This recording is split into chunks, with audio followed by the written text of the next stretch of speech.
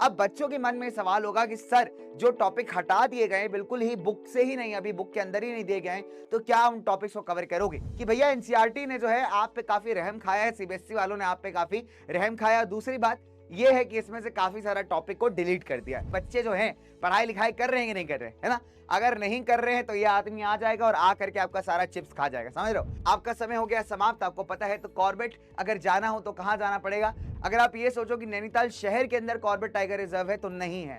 ठीक है, नैनीताल शहर से बहुत दूर है कॉर्बेट टाइगर रिजर्व। वाह यार क्या बात है, ये तो बड़ा सुंदर अमेजिंग सिनेरियो लग रहा है। हा हा हा, क्या बात है भाई, ये कहाँ आ गए हम? अरे यार यहाँ तो बड़े सुंदर सुंदर पेड़ हैं, बहुत सुंदर सुंदर पौधे हैं। अरे वाह, क्या लगता है मेरे को यार, पत्तियां गिर रही हैं, पेड़, ओहो, तितलियां। अरे यार क्या हालचाल, कैसे हो तुम सब? अरे तुमने ये देखा, कितना सुंदर है ना, कितना मस्त है ना, कितना जबरदस्त है। अगर मैं पहचान पा रहा हूं और मैं सही पहचान पा रहा हूं तो शायद मैं आ चुका हूं एक जंगल में। वो एक्चुअली क्या था कि मैं और मेरा जो फ्रेंड है ना डोगेश, जानते हो उस इंसान को, तो हम लोग जो है ना अपने समोसों के लिए खास आलू ढूंढने निकले थे। और आलू ढूंढते ढूंढते ढूंढते ढूंढते ढूंढते क्या हुआ कि हम लोग पहुंच गए इस मैजिकल फॉरेस्ट के अंदर।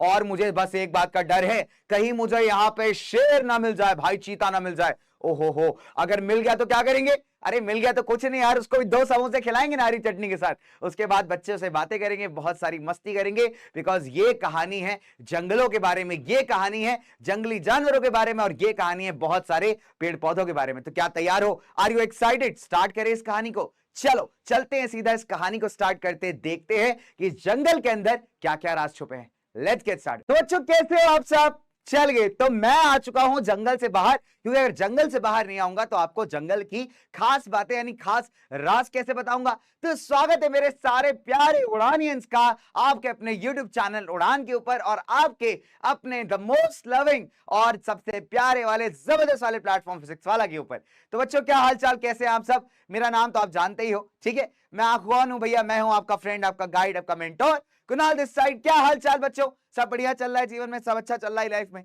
चल, तो बच्चा बाड़ी क्या है कि आपके चैप्टर्स में, आपके लेक्चर्स के अंदर अगर मैं बात करूं, आपके सिलेबस की बात करूं, तो एक बड़ा प्यारा सा नन्ना सा मुन्ना सा चैप्टर है जिसका नाम है forest and wild life resources. ठीक है प्यारे बच्चों? अब देखिए चैप्टर हालांकि बहुत छोटा है, बहुत शॉर्ट है, लेकिन इससे कई बार सवाल जो है काफी मस्त मस्त आ जाते हैं, काफी जबरदस्त आ जाते हैं। ठीक है, अब अगर आपसे बात की जाए बच्चों, तो बहुत सिंपल सा बात है भैया कि इसमें 2 चीजें। नंबर 1 कि भैया एनसीईआरटी ने जो है आप पे काफी रहम खाया है, सीबीएसई वालों ने आप पे काफी रहम खाया। दूसरी बात ये है कि इसमें से काफी सारा टॉपिक को डिलीट कर दिया है। अब बच्चों के मन में सवाल होगा कि सर जो टॉपिक हटा दिए गए बिल्कुल ही बुक से ही नहीं, अभी बुक के अंदर ही नहीं दिए गए हैं, तो क्या उन टॉपिक्स को कवर करोगे?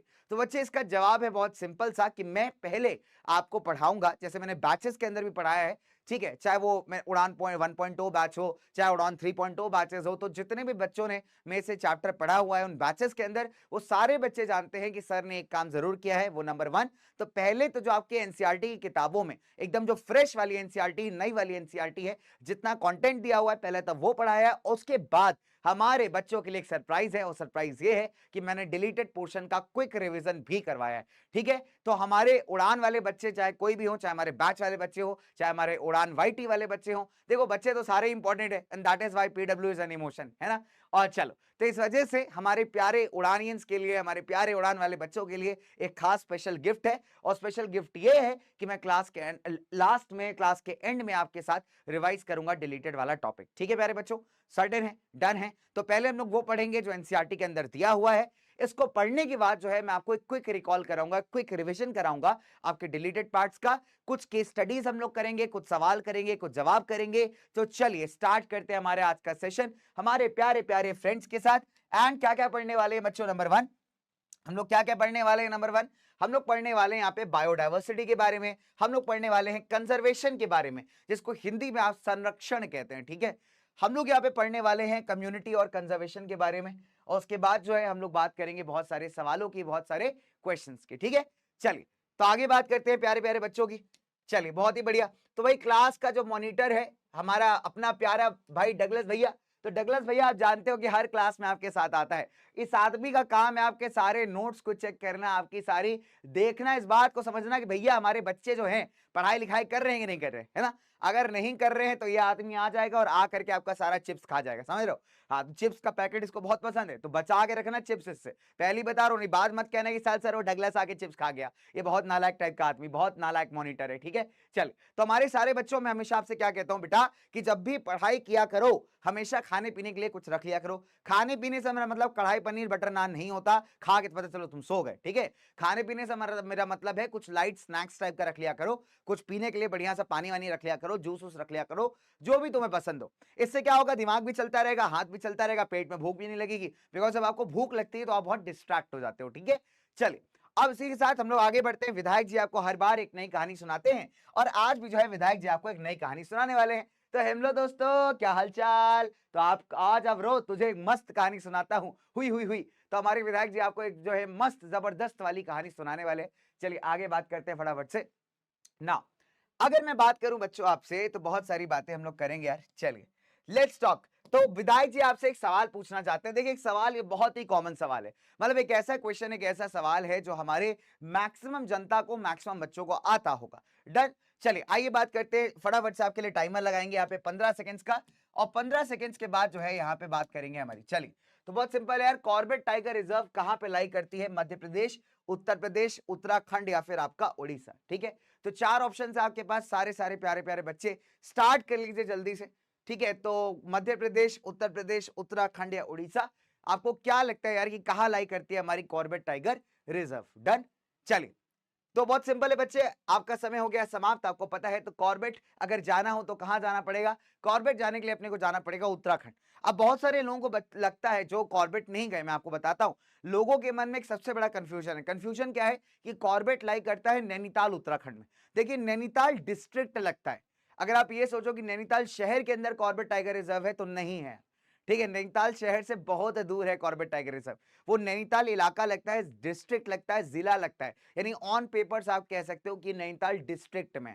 लेकिन एग्जैक्टली अगर आपको कॉर्बेट टाइगर रिजर्व जाना हो तो आप कहां जाएंगे, आप जाएंगे रामनगर। आप रामनगर के रेलवे स्टेशन उतरिएगा, रेलवे स्टेशन बहुत छोटा सा है, बहुत प्यारा सा है, बहुत ज्यादा ट्रेन वहां नहीं जाती हैं, लेकिन बहुत खूबसूरत स्टेशन है। तो रामनगर के रेलवे स्टेशन उतर करके वहां से बाहर निकलिएगा, बाहर आपको कोई ना कोई कन्वेंस मिल जाएगा, वो आपको अपने जगह तक छोड़ देगा, यानी जो भी होटल या जो भी रिजॉर्ट में आप रुकना चाहते हैं वहां तक आपको छोड़ देगा। फिर वहां से आप जाइए, वहां से जंगल सफारी बुक करिए, आप जिप्सी के अंदर या वो छोटी छोटी बसेस चलती हैं उनके अंदर जाकर के जंगल सफारी कर सकते हैं। और मेरा रिकमेंडेशन है कि बेटा लाइफ में एक बार जंगल सफारी जरूर करना, नेक्स्ट लेवल का एक्सपीरियंस होता है। वाइल्ड एनिमल्स को जंगल में खुला देखना और वाइल्ड एनिमल्स को जू के अंदर देखने में बहुत फर्क है।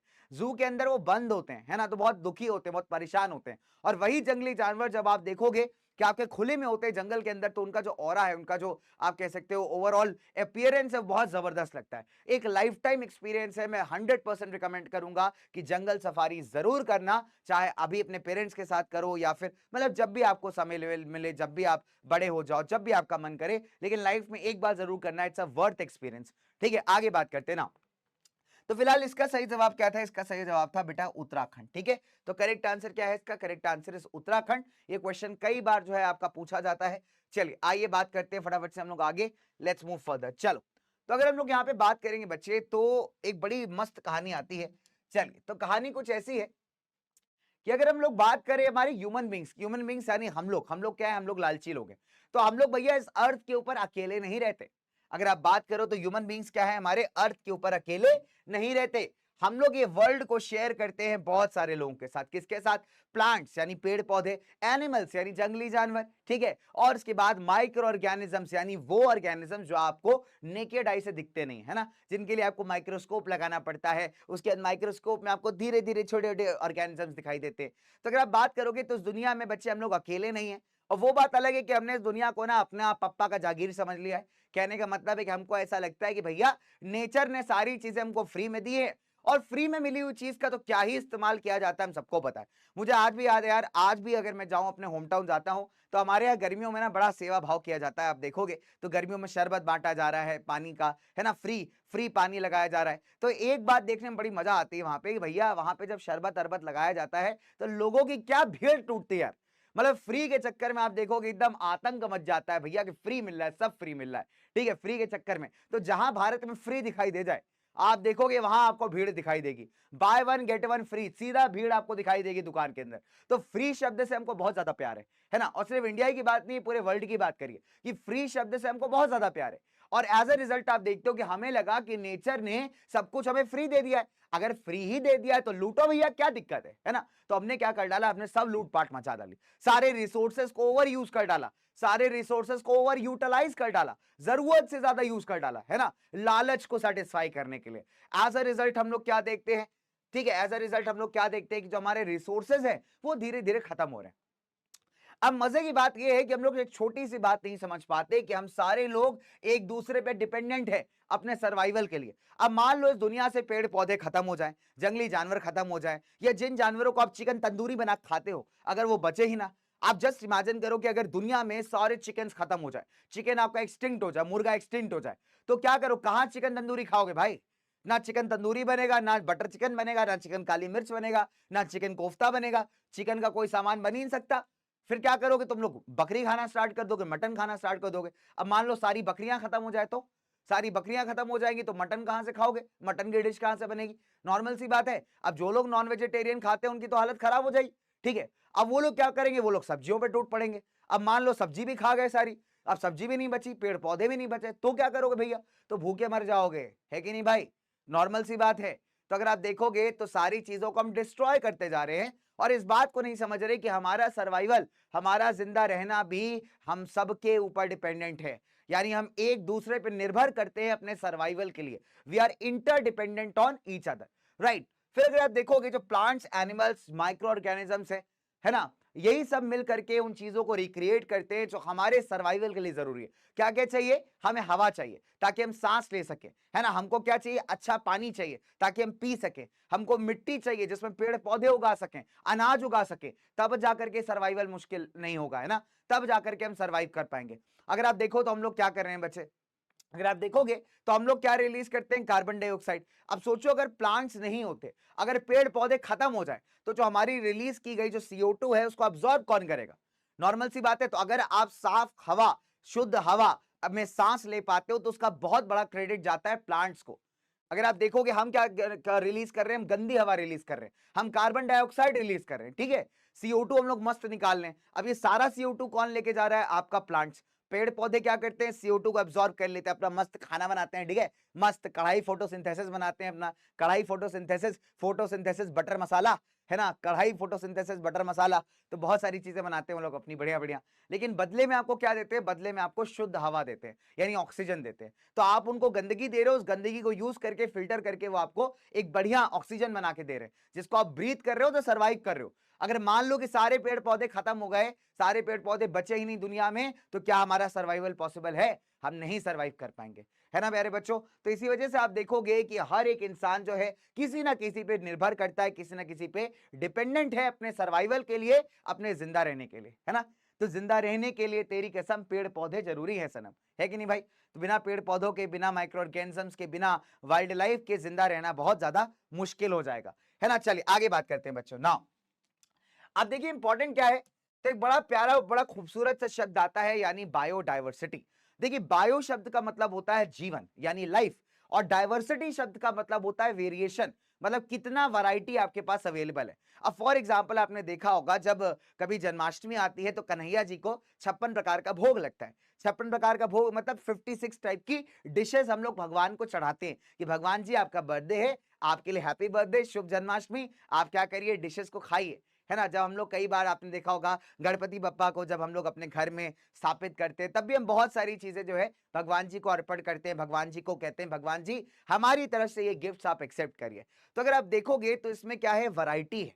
इनफैक्ट अगर आप कभी बुफे में खाना खाने जाओ, कभी शादी में गए हो खाना खाने, सब लोग गए, शादी का खाना यार अलग ही लेवल का प्यार है ना, बहुत मजा आता है। तो यार बहुत टाइम हो गया मैं किसी की शादी में नहीं गया भाई, बहुत टाइम हो गया। लास्ट टाइम मैं किसी की शादी में गया था, कितने साल पुरानी बात है, हाँ मैं लास्ट ईयर गया था शादी में, पिछले साल। तो पिछले साल एक मेरे बड़े अच्छे दोस्त की शादी थी दिसंबर में, दिसंबर में मैं गया था शादी में भाई, बहुत मजा आया था, मेरे को बड़ा अच्छा लगा था यार, क्या बात है। तो वही वो जो शादी वाला फील है ना, शादी वाला खाना भाई साहब वो नेक्स्ट लेवल होता है, मानते हो कि नहीं मानते हो उस बात को, मानते हो कि नहीं? कमेंट सेक्शन में बताना मेरे को, ठीक है? मानते हो ना शादी के अंदर वो जो मस्त और सबसे अमेजिंग बताओ क्या था?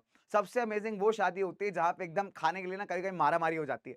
बहुत मजा आता है यार। एक बार तो इतना मस्त किस्सा बताता हूँ आपको, ठीक है? क्या था कि मैं एक शादी में गया हुआ था, तो मेरे एक स्टूडेंट की दीदी की शादी थी, तो मैं वहाँ गया हुआ था और वहाँ ना डोसे में लगी थी भीड़, बहुत ज़बरदस्त भीड़ लगी हुई थी। अब क्या हुआ, मैंने ऐसा प्लेट ऊपर किया, अब वहाँ बहुत सारे छोटे-छोटे बच्चे थे, तो भैया अपन भी डोसा ले रहे थे, बच्चे भी डोसा ले रहे थे। तो डोसे वाले ने पता नहीं कैसे डोसा डाला कि मेरे बगल में जो अंकल खड़े थे, उनकी प्लेट ऐसे थी, तो डोसा उस पे गिरा और गिर के स्लिप करते हुए जो है मेरी प्लेट में आ गया। मैंने कहा वाह यार क्या बात है, मजा ही आ गया, और मैंने प्लेट निकाली और मैं चला गया। बच्चे भी देखते रह गए, अंकल भी देखते रह गए, मेरे को बहुत मजा आया। है ना? आप कहोगे सर क्या बात है सर, सेल्फिश हो सर। भैया डोसा यार, डोसा इज लव। चलिए आगे बात करते हैं। तो अगर आप देखोगे तो शादी के अंदर खाने का बहुत सारा वैरायटी होता है, बहुत सारा वैरायटी। तो खाने को आप इंग्लिश में क्या कह सकते हो? फूड। वैरायटी को आप क्या कह सकते हो? डाइवर्सिटी। तो वैसे ही अगर हम बात करें तो हमारे जो पेड़ पौधे होते हैं, है ना, पेड़ पौधे, हमारे जंगली जानवर, हमारे माइक्रो ऑर्गेनिजम्स, इन सब में भी बहुत वैरायटी होता है। अब अगर आप बंदर की बात कर लीजिए, बंदर कितने प्रकार के होते हैं? एक आपके नॉर्मल बंदर जो आपका सामान छीन लेते हैं, एक वो लंगूर वाले बंदर जो कई बार आपको मंदिर में दिखेंगे। मैं आगरा में रहता था जब छोटे में, मतलब I was very small, papa mummy के साथ। तो आगरा में बहुत लंगूर बंदर थे यार, बहुत लंगूर बंदर थे। वहां पे एक टेंपल है राधा स्वामी करके, बड़ा सुंदर बना हुआ है, तो उसके आसपास ना इतने सारे लंगूर होते थे, बट वो किसी को नुकसान नहीं पहुंचाते अनटिल अनलेस आप उनको परेशान ना करो। तो अगर आप देखोगे तो बंदरों में भी बहुत सारी वैरायटी है, चिड़ियों में बहुत सारी वैरायटी, कुछ बहुत सुंदर चिड़िया है, कुछ खूंखार चिड़िया है, ठीक है? अगर आप देखोगे तो बर्ड्स के अंदर वैरायटी है। इनफैक्ट अगर आप कैट फैमिली की बात करो तो कैट फैमिली में भी कितना वैरायटी है। कुछ आपकी नॉर्मल कैट है जो बिल्लियां आसपास घूमती हैं, कुछ आपकी कैट फैमिली के टाइगर होते हैं, लेपर्ड होते हैं ना, चीता होता है, पैंथर होता है, ठीक है, ब्लैक जैगुआर होता है। जैगुआर भी बड़ी सी बिल्ली होती है, बड़ी खतरनाक टाइप की, है ना? चलिए, तो अगर आप देखोगे तो जो लाइफ फॉर्म्स आपके आसपास हैं, जो जीवन है उसमें बहुत सारी वैरायटी है, और इसी वैरायटी को हम एक सिंपल शब्द से बताते हैं जिसका नाम है बायोडाइवर्सिटी, ठीक है? तो यहाँ पे मैंने बहुत कॉम्प्लिकेटेड डेफिनेशन आपके लिए नहीं लिखी है, एकदम आम जनता वाली डेफिनेशन लिखी हुई है, ठीक है? तो सिंपल शब्दों में बायोडाइवर्सिटी का मतलब क्या होता है? Large variety of life form, ठीक है? एनिमल्स हो गए, प्लांट्स हो गए, माइक्रो ऑर्गेनिजम्स हो गए, इनके साथ खास क्या है कि ये एक दूसरे से बहुत क्लोजली रिलेटेड है। यानी अगर आप देखोगे ये एक दूसरे से बहुत क्लोजली जुड़े हुए हैं, साथ ही साथ अगर आप देखेंगे बच्चे एक दूसरे पे इंटरडिपेंडेंट है, यानी एक दूसरे के ऊपर निर्भर करते हैं अपने सर्वाइवल के लिए। तो हमने क्या सीखा? हमने दो तीन बातें सीखी यहाँ पे। नंबर वन, कि बायोडाइवर्सिटी शब्द का मतलब क्या है? The variety in the life forms, यानी लाइफ फॉर्म्स में, जीवन में जो अलग अलग वैरायटी आती है आपकी, पेड़ पौधों की, एनिमल्स की, माइक्रो ऑर्गेनिजम्स की, उसको हम कहते हैं बायोडाइवर्सिटी। खास बात क्या है इनके बारे में कि नंबर वन, ये एक दूसरे से बड़े जुड़े हुए, बहुत क्लोजली रिलेटेड है, और दूसरी बात क्या है बच्चे, एक दूसरे पे डिपेंडेंट है अपने सर्वाइवल के लिए, एक दूसरे पे निर्भर करते हैं अपने सर्वाइवल के लिए। ठीक है प्यारे बच्चों, तो यही है आपका बायोडाइवर्सिटी। एक पॉइंट और ऐड कर सकते हैं कि they are diverse in form and function, इनका फॉर्म अलग है, फंक्शन अलग है, लेकिन फिर भी जो है एक दूसरे पे निर्भर करते हैं। चलिए, तो ये हमारी मेजर मेजर बातें हैं। आइए बात करते हैं आगे। नाउ अब अगर आप देखोगे तो एक शब्द ज्योग्राफी के अंदर आपको हमेशा मिलेगा, दैट इज फ्लोरा और फौना। देखिए ज्योग्राफी ना एक बहुत प्यारा सब्जेक्ट है, डिपेंड करता है आप कैसे पढ़ते हो। ज्योग्राफी में आपको बताऊं, मैं आपको मतलब बड़ा मस्त चीज बताता हूँ ज्योग्राफी में। जब I was doing my graduation, जब मैं ग्रेजुएशन कर रहा था, तो आई टुक ज्योग्राफी, है ना, मैंने ज्योग्राफी लिया हुआ था। और ट्वेल्थ मैंने साइंस से किया। ट्वेल्थ साइंस करने के बाद थोड़ा सा भूत सवार हुआ कॉम्पिटेटिव एग्जाम्स का, नहीं यार सरकारी एग्जाम्स देंगे, थोड़ा कॉम्पिटेटिव एग्जाम्स देंगे। आई स्विच्ड माई फील्ड, ठीक है, और भी कुछ रीजंस थे, तो आई स्विच्ड माई फील्ड। तो मैंने ज्योग्राफी लिया, हिस्ट्री लिया, and the point is very simple कि ज्योग्राफी की किताब नहीं थी मेरे पास, है ना। रीजन इज क्योंकि मैं अकेला बंदा था कॉलेज के अंदर जिसने इंग्लिश में ज्योग्राफी ली हुई थी, ठीक है। और जनरली बच्चे जो पढ़ रहे थे ज्योग्राफी वगैरह हिंदी में पढ़ रहे थे, तो हिंदी में अपने को समझ नहीं आता था यार, तो अपने ले रखी थी, अपन ने ले रखी थी एकदम अंग्रेजी के अंदर ज्योग्राफी। किताब विताब नहीं था अपने पास, कोई एकदम सेट किताब नहीं थी। सिलेबस पता था कि हाँ सिलेबस है। एंड मैं ऑनेस्टली बताऊं यार, क्लास 10th के अंदर ना ज्योग्राफी पढ़ने में मेरे को बहुत मजा भी नहीं आता था कभी कभी, ठीक है। रीजन इसकी वही होता था, क्लास में उठा दिया, रीडिंग करवा दिया, रीडिंग करवा के क्वेश्चन आंसर करवा दिए, तो कभी मजा ही नहीं आया ज्योग्राफी पढ़ने में। But when I actually started studying geography, जब पढ़ना स्टार्ट किया, जब उसको प्रैक्टिकली समझना स्टार्ट किया, तब लगा यार बड़ा खूबसूरत सब्जेक्ट है भाई, नेक्स्ट लेवल सब्जेक्ट है ना। अब देखो बहुत अच्छी बात बताता हूँ, मान लीजिए हम बात करें फ्लोरा एंड फौना की, तो देखिए फ्लोरा एंड फौना शब्द दो चीजों के लिए इस्तेमाल किया जाता है। नंबर वन, अगर आप बात करेंगे फ्लोरा की, तो फ्लोरा से हमारा मतलब होता है हमारे जितने भी प्लांट्स होते हैं, यानी जितना भी वेजिटेशन होता है। अब फॉर एग्जांपल मैं आपको बात बताता हूं कि मैं अभी लास्ट ईयर गया था, मतलब 2022 में अपने फ्रेंड्स के साथ एक ट्रिप गए थे हम लोग मनाली घूमने, दिसंबर के टाइम, ठीक है। तो वी वेंट टू मनाली। तो यार कहते हैं ना, मनाली मेरा फर्स्ट टाइम था, हिमाचल हालांकि मैं जा चुका हूं लेकिन मेरा पहला टाइम था। तो पता है, क्योंकि ज्योग्राफी आती थी, ज्योग्राफी को प्रैक्टिकल रूप में देखने का मजा बहुत अलग था। मैंने हाइड्रो पावर प्रोजेक्ट्स के बारे में पढ़ा हुआ था कि भैया ये नदी पे डैम बना हुआ है, ब्यास नदी पे डैम बना हुआ है। और जब ब्यास नदी पे बना हुआ डैम जब सामने से देखा ना भाई, मजा आ गया यार। लिटरली मैं आपको बताऊं, पांडो डैम पड़ा बीच में, मैंने पांडो डैम देखा, उसमें लिखा होता हाइड्रो पावर प्रोजेक्ट्स। तो किस तरीके से पानी को लेके जा रहे थे वो टनल से ऊपर पूरा, और उस तरीके से स्टीम बनता हुआ दिख रहा था, वो अलग ही लेवल का एक्सपीरियंस था। ठीक है, फिर मैंने रेजर्वॉयर, जो हम लोग पढ़ते हैं ना, डैम्स के पीछे एक बड़ी सी लेक टाइप की बन जाती है, उसको आप रेजर्वॉयर कहते हैं, तो वो मैंने रियलिटी में देखा, मेरे को बहुत मजा आया।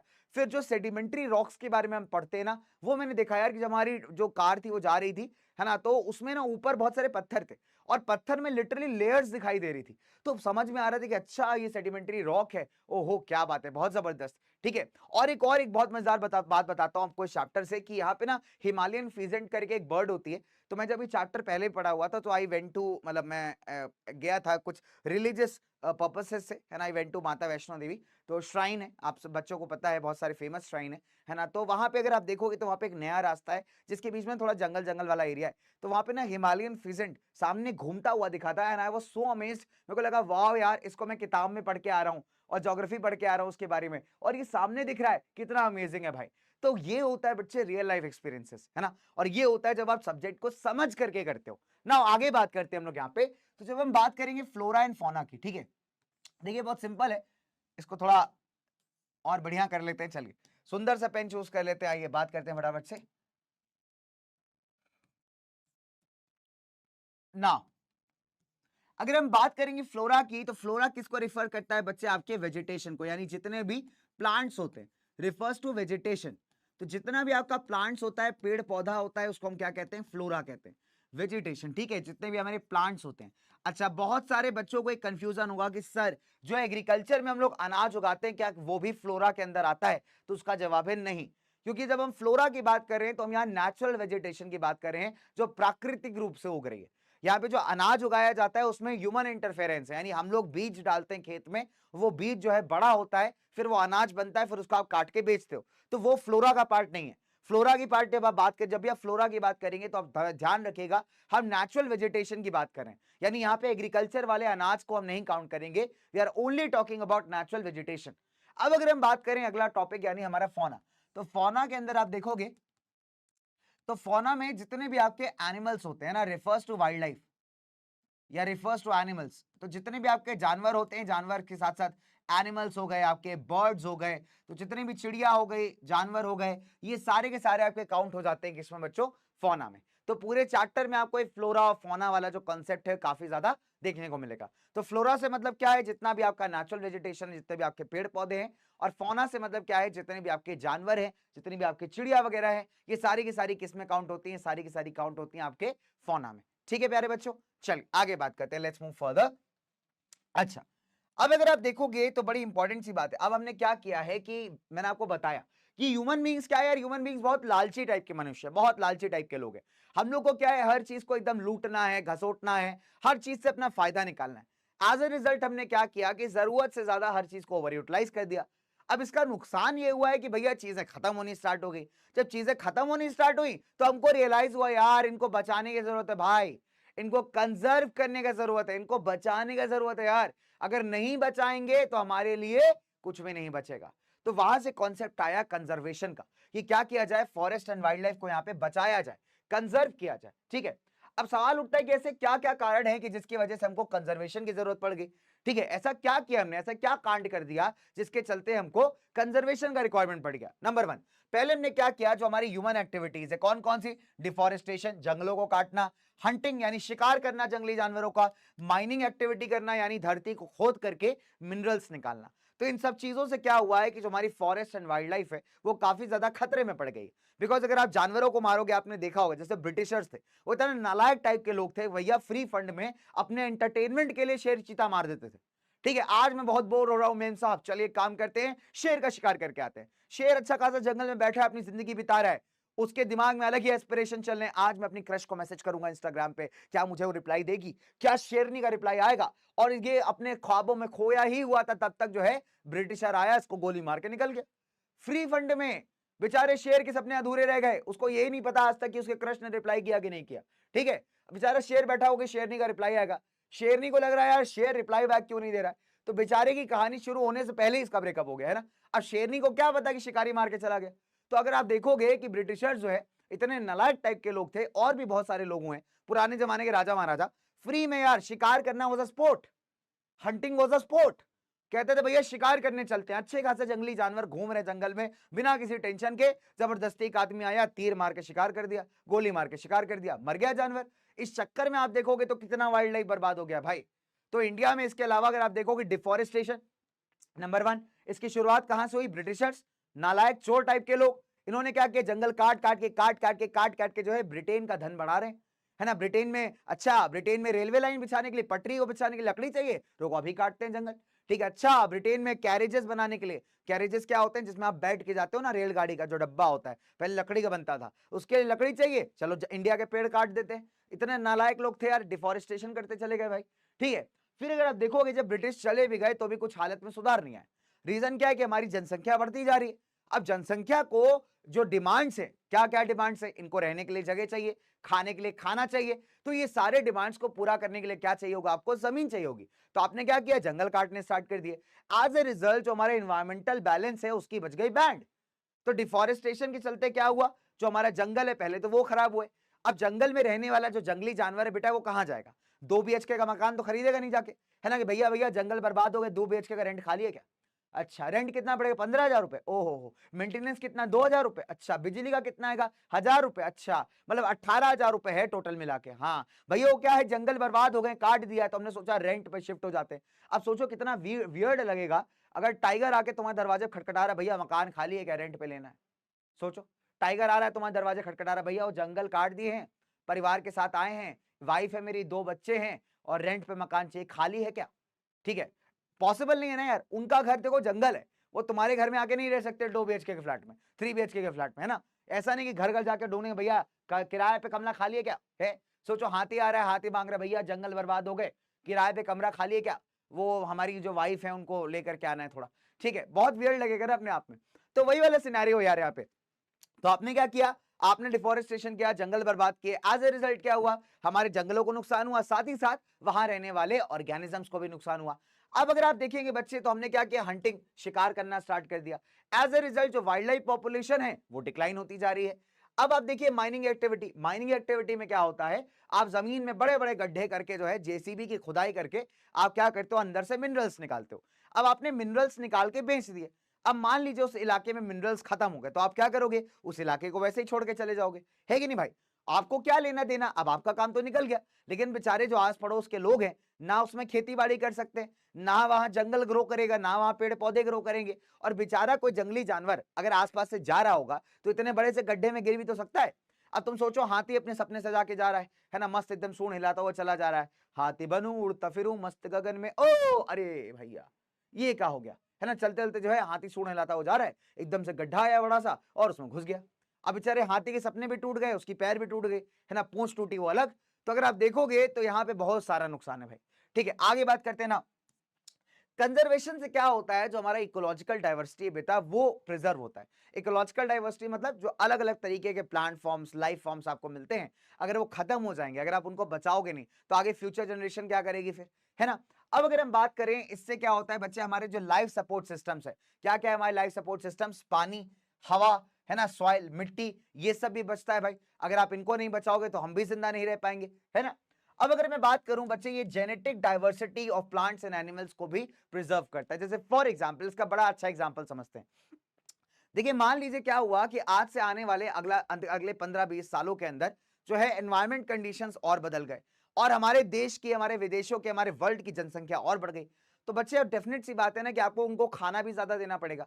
अब हम क्या कर रहे हैं, हम लोग पुराने तरीके की क्वालिटीज को यूज कर रहे हैं, पुराने वैरायटी का जो गेहूं चावल है वही यूज कर रहे हैं, जिसका प्रोडक्शन बहुत ज्यादा नहीं है ना।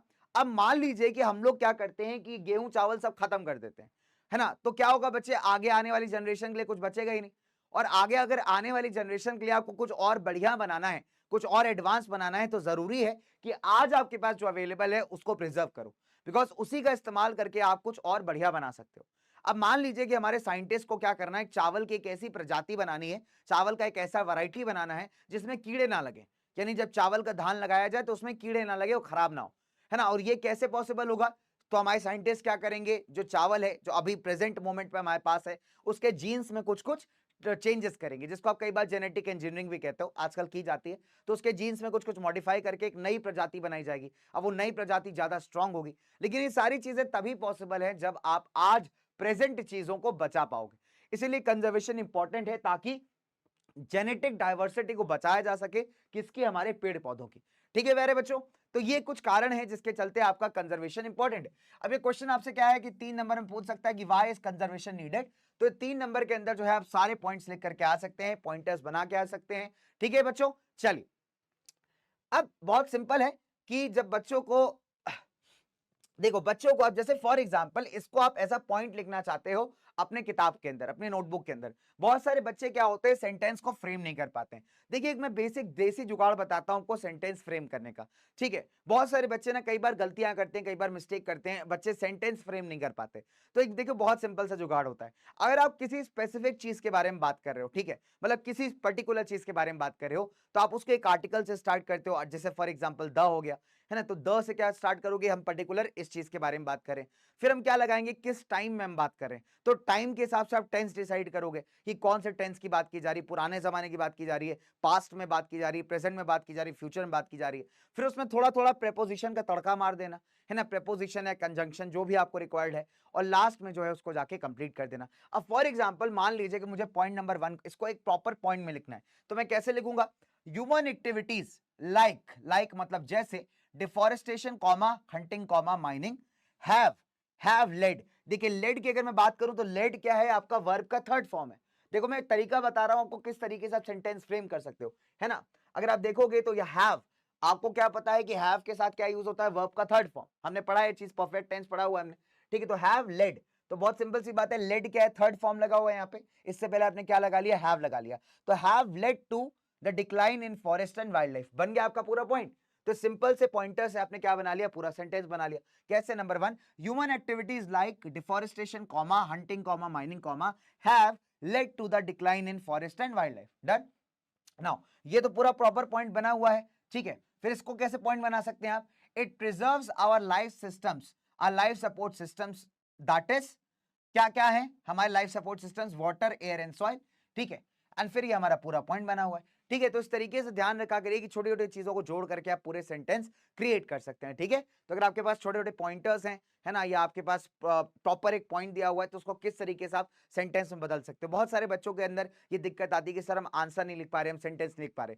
देखो क्या होता है, मैं आपको बेसिक तरीका बताता हूं। सबसे पहले आप किसी भी क्वेश्चन आंसर को अगर अटेम्प्ट करते हैं, नंबर 1 आपको उसके मेन पॉइंटर्स पता होने चाहिए। आप एक काम करिए, साइड में जिन बच्चों को क्वेश्चन आंसर बनाने में दिक्कत होती है, मैं उनके लिए बता रहा हूं, आप एक काम करिए, साइड में क्या करिए, मेजर मेजर पॉइंट्स को नोट डाउन कर लीजिए। अब मान लीजिए क्वेश्चन आया कि व्हाई इज कंजर्वेशन नीडेड, तो हमको सारे पॉइंटर्स पता है, तो हमने क्या किया, साइड साइड में थोड़े थोड़े पॉइंटर्स डाउनलोड कर लिए, यानी ऐड कर लिए, साइड साइड में लिख लिए। हमको पॉइंटर्स पता है, अब हमें क्या करना है, थोड़ा अंग्रेजी के साथ खेलना है। तो क्या चाहिए होगा, हमको एक आर्टिकल चाहिए होगा, है ना। हमको ये डिसाइड करना होगा कि कौन से टेंस में आप आंसर लिख रहे हो, तो उस टेंस का स्ट्रक्चर लगा दो, परफेक्ट है, कंटिन्यूअस है, सिंपल प्रेजेंट है, पास्ट है, फ्यूचर है ना। ये स्ट्रक्चर सबने सीखा हुआ है, वो स्ट्रक्चर लगा दो। उसके बाद अगर आप देखो कि आपको किस बात की जरूरत है, प्रेपोजिशन लगाना है, कंजंक्शन लगाना है, उस सबको लगा करके आपका सेंटेंस हो गया कंप्लीट, है ना। तो इतनी अंग्रेजी आप सब सीखते हो बच्चे, इतनी ग्रामर आप सब सीखते हो, बस बेसिक बेसिक ग्रामर को इस्तेमाल करना है। पॉइंटर्स आपको याद होने चाहिए, एक जगह पे पॉइंटर्स लिख लीजिए और बस उसके सेंटेंस फ्रेम करते जाइए। आसान तरीका है आपका क्या करने का, क्वेश्चन आंसर्स को सॉल्व करने का। तो एक स्पेशल गुरु ज्ञान था, नोट कर लेना कहीं पे। ठीक है, चलिए आइए आगे बात करते हैं बच्चों, बहुत सिंपल है ना। अब अगर आप देखोगे तो कंजर्वेशन को लेकर के ना बड़ा हल्ला मचने लगा, खासकर 1960s और 70s की बात की जाए तो हमारे देश में जितने भी ऐसे लोग थे एनवायरमेंट कंजर्वेशनिस्ट, यानी वो लोग जो कि पर्यावरण के प्रति बहुत ज्यादा जिम्मेदार है, ऐसे लोग जो एनवायरमेंट को कंजर्व करना चाहते हैं, बचाना चाहते हैं बेटा, यहाँ पे उन्होंने कहा, सरकार के ऊपर जोर डाला कि भैया अब बहुत हो गया अत्याचार, है ना। अब हमको ना एक ऑल इंडिया लेवल पे कंजर्वेशन प्रोग्राम चाहिए, एक ऐसा प्रोग्राम चाहिए जिसपे बिल्कुल फोकस किया जाए यहाँ पे पेड़ पौधों को, जंगली जानवरों को बचाने का। तो हमें यहाँ पे एक कंजर्वेशन प्रोग्राम चाहिए। ये मांग जो थी आप देख सकते हो 1960s में, 70s में बहुत ज्यादा बढ़ने लगी। अब क्या होता है, इस मांग को जो है हमारी सरकार एक्सेप्ट करती है और आपका लॉन्च किया जाता है Indian wild life protection act. कौन से साल में? 1972 यानी 1972 के अंदर।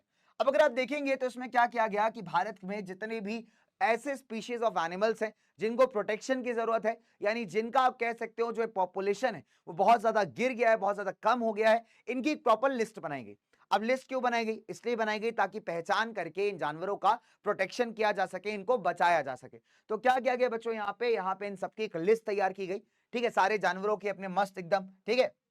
अब तो मेजर ऑब्जेक्टिव क्या था? मेजर ऑब्जेक्टिव बहुत सिंपल है कि जितनी भी पॉपुलेशन इनकी बची हुई है उस पॉपुलेशन को बचाना, ठीक है। जितनी भी इनकी पॉपुलेशन बच गई, अब देखो नो डाउट कि जितनी पॉपुलेशन खत्म हो गई उसको दोबारा जिंदा तो किया नहीं जा सकता, जादू तो है नहीं, तो लेकिन जितनी भी ऐसे एनिमल्स, ऐसे प्लांट्स की पॉपुलेशन बची हुई है, इस पॉपुलेशन को कंजर्व करना और इसे और ग्रो करना, इसको और बढ़ाना। अब बच्चे कहेंगे सर पॉपुलेशन कैसे बढ़ती है? बेटा पॉपुलेशन बढ़ने का वही टेक्नोलॉजी है अपना बायोलॉजिकल वाला, ठीक है। तो आपको पता ही है कि बायोलॉजिकल टेक्नोलॉजी क्या होती है। तो ऑब्वियस सी बात है, जब हमारे जानवर आपस में मिलेंगे उनमें थोड़ा प्रेम बढ़ेगा, प्रेम के बाद जो है उस प्रेम का रिजल्ट आएगा, है ना। उसके बाद आप कहेंगे कि जानवर जो है और बढ़ जाएंगे, ठीक है। तो बहुत सिंपल सा लॉजिक है ना, डन। तो बहुत सिंपल है यार, पॉपुलेशन बढ़ाने का जो फंडा है वो सबके लिए सेम है, ठीक है, चाहे ह्यूमंस हो चाहे एनिमल्स हो, सब एक ही तरीके से पॉपुलेशन बढ़ा सकते हैं। तो यहाँ पे अगर आप देखोगे तो पॉपुलेशन का सिनेरियो बहुत सिंपल है। तो यहाँ पे सरकार दो चीजों पे बात कर रही है। नंबर वन कि पहले जितनी पॉपुलेशन बच गई है उस पॉपुलेशन को प्रोटेक्ट करना और साथ ही साथ इनकी पॉपुलेशन को प्रमोट करना, बढ़ाना। अब अगर आप देखोगे कि कैसे किया जा सकता है इनको प्रोटेक्ट, कैसे किया जा सकता है, इनको बचाया कैसे जा सकता है, नंबर वन हंटिंग बैन कर देना। हंटिंग मतलब शिकार बैन कर देना कि अभी आप जंगली जानवरों का शिकार नहीं कर सकते। दूसरी बात, इनको लीगल प्रोटेक्शन देना, यानी जो इनके लिए स्पेशल एरिया डिजाइन किया गया है, हैबिटेट, हैबिटेट मतलब जहां कोई इंसान रहता है, जहां कोई जानवर रहता है, वो उसका इलाका है ना, उसका घर आप मान लीजिए। तो अगर आप इनके इलाकों को प्रोटेक्शन नहीं देंगे, लीगल प्रोटेक्शन नहीं देंगे, लीगल प्रोटेक्शन का मतलब है कि अगर आप इनको नुकसान पहुंचाएंगे तो आपको पनिशमेंट दी जाएगी, ठीक है, जेल हो सकती है, फाइन लग सकता है आपके ऊपर। तो यहाँ पे जरूरी है कि इनको लीगल प्रोटेक्शन देना। और तीसरा है जो वाइल्ड लाइफ ट्रेड होती है, वाइल्ड लाइफ ट्रेड मतलब जो हमारे जानवर होते हैं, कई बार आप देखोगे उनके कई सारे बॉडी पार्ट्स को बेच दिया जाता है, ठीक है, तो उसको हम कहते हैं वाइल्ड लाइफ ट्रेड। इस पे कंप्लीट जो है रेस्ट्रिक्शन लगाना, इस पर रोक लगाना। तो ये तीन बड़े मुद्दे थे, तीन बड़े ऑब्जेक्टिव थे जो सरकार ने कहा कि हम अपनाने वाले हैं। नंबर वन कि इनकी पॉपुलेशन को कैसे बचाया जा सकता है, नंबर वन हंटिंग को बैन करके। दूसरा जो इनके हैबिटेट्स यानी जहां ये जानवर प्लांट्स पाए जाते हैं, यहाँ को एक लीगल प्रोटेक्शन प्रोवाइड करके। कहने का मतलब है कि अगर यहाँ पे इन इलाकों में इन जानवरों को, इन एनिमल्स, प्लांट्स को कोई नुकसान पहुंचाएगा तो उसको लीगली पनिश किया जाएगा। और तीसरा जो वाइल्ड लाइफ प्रोडक्ट्स की व्यापार होती है, जो ट्रेड होता है, उसको रोक लगाना, उसको रिस्ट्रिक्शन करना, ठीक है। अब देखिए आगे बात करते हैं। सरकार ने क्या किया? सरकार ने यहाँ पे बहुत सारे प्रोटेक्टेड एरियाज को स्टैब्लिश किया। कौन कौन से? जैसे नेशनल पार्क्स हो गए, वाइल्ड लाइफ सेंचुरीज हो गए, बायोस्फीयर रिजर्व हो गए, बोटानिकल गार्डन्स हो गए। तो बोटानिकल गार्डन्स को बनाया ही इसीलिए गया था कि जिन प्लांट्स की पॉपुलेशन कम होती जा रही है, खत्म होती जा रही है, उन प्लांट्स को कंजर्व करके रखा जाए इन बोटानिकल गार्डन्स में, ठीक है। तो मैं भी जा चुका हूँ घूमने, बड़ा मजा आया था मेरे को बोटानिकल गार्डन्स के अंदर। चलिए, तो बोटानिकल गार्डन्स का ऑब्जेक्टिव बहुत सिंपल है कि प्लांट्स का संरक्षण करना, प्लांट्स को बचाना। चलिए आगे बात करते हैं biosphere reserves, wild life sanctuaries, national parks. तो इस तरीके के पूरे देश भर में बहुत सारे प्रोटेक्टेड एरियाज बनाए गए जहां पे इन जानवरों को, इन पक्षियों को, है ना, इन ऑर्गेनिजम्स को अपने नेचुरल एनवायरनमेंट के अंदर प्रिजर्व किया जा सके। अगर आप देखोगे जितने भी इलाके होते हैं, national park, wild life sanctuaries, biosphere reserves, यहाँ पे जो जानवर लोग होते हैं बिल्कुल खुले जंगल में घूमते हैं, ठीक है। इनके लिए कोई ऐसा बाउंडेशन नहीं होता। जैसे आप जू गए होगे तो जू के अंदर तो बेचारों को पिंजड़े में रखा जाता है। आप खुद सोच के देखो, जब आप अपने घर में कैद हो गए थे कोविड-19 के टाइम पे, आपको कैसा लग रहा था, है ना, आपको कैसे, कितना बुरा फील हो रहा था कि जानवर जो है वो खुले घूम रहे थे, कितने अच्छे घूम रहे थे, और आप जो है अपने घरों में कैद थे। आप नीचे नहीं निकल सकते, बस आप खिड़की से झांक सकते हो, छत पे जा सकते हो, बट नीचे जाना बहुत मुश्किल था। तो आपको फील हुआ ना कि जानवरों को कितना बुरा लगता होगा यार जब उनको आप कैद में रखते हो। तो देखो, I am not a fan of juice, मैं सही बताऊं आपको, मेरे को लिटरली दुख होता है। मैं 2-3 बार ही लाइफ में जू गया हूँ, 2-3 बार लाइफ में जू गया हूँ। एक बार आई वेंट टू कानपुर जू, है ना, जो मतलब कानपुर जू गया हूँ, उसको अब एलन फॉरेस्ट कहते हैं, काफी बड़ा जू है। एंड दिल्ली जू में नहीं गया, मतलब इतने साल से रहते हुए भी, but I never went to Delhi zoo. But फिर इसके अलावा नैनीताल जू में गया हूँ 2 से 3 बार। तो बट हर बार ना, जब भी आई वेंट टू जू इन माई लाइफ, 3 से 4 बार all over in my life, अभी तक मैं 3 से 4 बार ही जू गया हूँ, लेकिन जितनी बार भी गया हूँ ना, मेरे को बहुत दुख हुआ है, बहुत खराब लगा है देख करके। नहीं कि जू के अंदर यार वो जानवर बच्चे, मतलब कितना ज्यादा उसको खराब लगता होगा कि मतलब वो अब कहीं बाहर ही नहीं निकल पा रहा है, वो अपने नेचुरल तरीके से रह ही नहीं पा रहा है। अब आप सोच के देखो कि आपको एक बड़े से घर में कैद कर दिया जाए, आपको कितना बुरा फील होगा। जानवरों के साथ भी वैसा ही है। जानवर can be very good in biosphere reserve. जानवर wildlife sanctuary national parks में बहुत खुश रहते हैं, बिकॉज जंगल का एरिया है, वो बिल्कुल खुला एरिया है, ठीक है, वहां कोई बंदिश नहीं, कोई बाउंडेशन नहीं है, दे आर फ्री, वो अपनी एक्टिविटीज करने के लिए बिल्कुल खुले हैं। लेकिन आप जू के अंदर क्या कर रहे हैं, आप उनको बंद करके रख रहे हैं, है ना। तो अगर आप देखो कि सरकार ने प्रोटेक्टेड एरियाज यहाँ पे स्टैब्लिश किए, है ना, खुले जंगल जिनको कन्वर्ट किया गया नेशनल पार्क्स में, वाइल्ड लाइफ सेंचुरीज में, बायोस्फीयर रिजर्व के अंदर, सो दैट इन लोगों को यहाँ पे बचाया जा सके। राइट प्यारे बच्चों, चलिए आगे बात करते हैं ना। अच्छा, अब आप देखोगे इसके अलावा भी जो है कई सारी चीजें लाई गई थी वाइल्ड लाइफ प्रोटेक्शन एक्ट के अंदर। नंबर 1, फॉर एग्जांपल अगर आप देखते हैं बच्चे, जो सेंट्रल एंड स्टेट सरकारें हैं उन्होंने कुछ स्पेशल प्रोजेक्ट्स यहां पे लॉन्च किए, खासकर उन जानवरों के लिए जिनकी जनसंख्या बहुत ज्यादा गिर चुकी है, ऐसे जानवरों के लिए जिनकी हालत अभी बहुत ज्यादा खराब है, पॉपुलेशन के हालात बहुत ज्यादा खराब है, तो ऐसे जानवरों के लिए क्या किया गया, कुछ स्पेशल प्रोग्राम्स यहां पे चलाए गए, ठीक है, टू प्रोटेक्ट सर्टेन एनिमल्स। जैसे फॉर एग्जांपल प्रोजेक्ट एलिफेंट हो गया, प्रोजेक्ट टाइगर हो गया, ये कुछ बड़े अच्छे प्रोजेक्ट्स हैं, कुछ बड़े अच्छे प्रोग्राम्स हैं, जहां पे एक स्पेसिफिक जानवर पे फोकस किया जा रहा है, उसकी पॉपुलेशन को प्रोटेक्ट करने के लिए, उसकी पॉपुलेशन को आगे बढ़ाने के लिए। आगे बात करते हैं बच्चों, नाउ कौन कौन से एनिमल्स को इंक्लूड किया गया, फॉर एग्जांपल कश्मीरी स्टैग, इसको हम हंगुल कहते हैं, क्वेश्चन आता है कई बार। वन हॉर्न राइनोसरस, एक सींग वाला गेंडा, अगर आप देखेंगे कभी आप काजीरंगा जाइएगा, काजीरंगा नेशनल पार्क जो है आसाम के अंदर बड़ा फेमस है यार, किसके लिए, आपके वन हॉर्न राइनोसरस के प्रोटेक्शन के लिए, बचाने के लिए इसको। देन ब्लैक बक चिंकारा, तो ब्लैक बक को आप बहुत अच्छे से जानते होंगे, इसको आप काला हिरन कहते हैं, तो ब्लैक बक चिंकारा इसको क्या कहा जाता है, इसको काला हिरन भी कहा जाता है, ठीक है, काला हिरन। और हमारे बॉलीवुड के बड़े फेमस सुपरस्टार हैं, उनकी एक अलग ही कहानी है, आपको पता है बच्चों, ये काला हिरन की अगर बात की जाए तो काला हिरन के चक्कर में जो है बड़ी कहानी बन चुकी है, ठीक है। तो आपको पता है कि काला हिरन कितना प्रोटेक्टेड है। अब देखो लीगल प्रोटेक्शन का एक बहुत अच्छा एग्जांपल है, आपको पता है एक बड़े फेमस बॉलीवुड स्टार हैं जिनको काला हिरन का चक्कर में, जिनके ऊपर काफी लंबा चौड़ा केस चल रहा है, वो कई बार जेल भी गए हैं इसी वजह से। तो आप देख सकते हो लीगल प्रोटेक्शन का मतलब क्या है।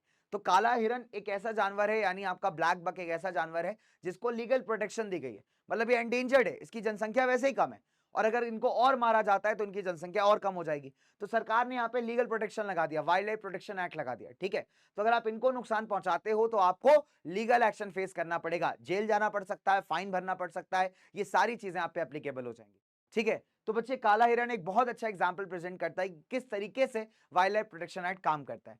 इसके अलावा अगर मैं आपसे बात करूं तो क्रोकोडाइल, देखिए तीनों तरीके के, खारे पानी में रहने वाला, सॉल्ट वाटर में रहने वाला, फ्रेश वाटर यानी नदियों के अंदर रहने वाला, और आपका जो है घड़ियाल जो होता है बच्चे, इनको भी यहाँ पे प्रोटेक्शन प्रोवाइड किया जा रहा है। इसके अलावा अगर आप देखेंगे टाइगर हो गया, एलिफेंट हो गया, स्नो लेपर्ड हो गया, एशियाटिक लायन हो गया, ये वो प्रजातियां थी एनिमल्स की, जानवरों की, जिनको यहाँ पे सरकार बिल्कुल एकदम, सरकार एकदम श्योर हो गई कि भैया अपने को इनको बचाना है, अपने को इनको प्रोटेक्शन प्रोवाइड करना है, ठीक है, डन।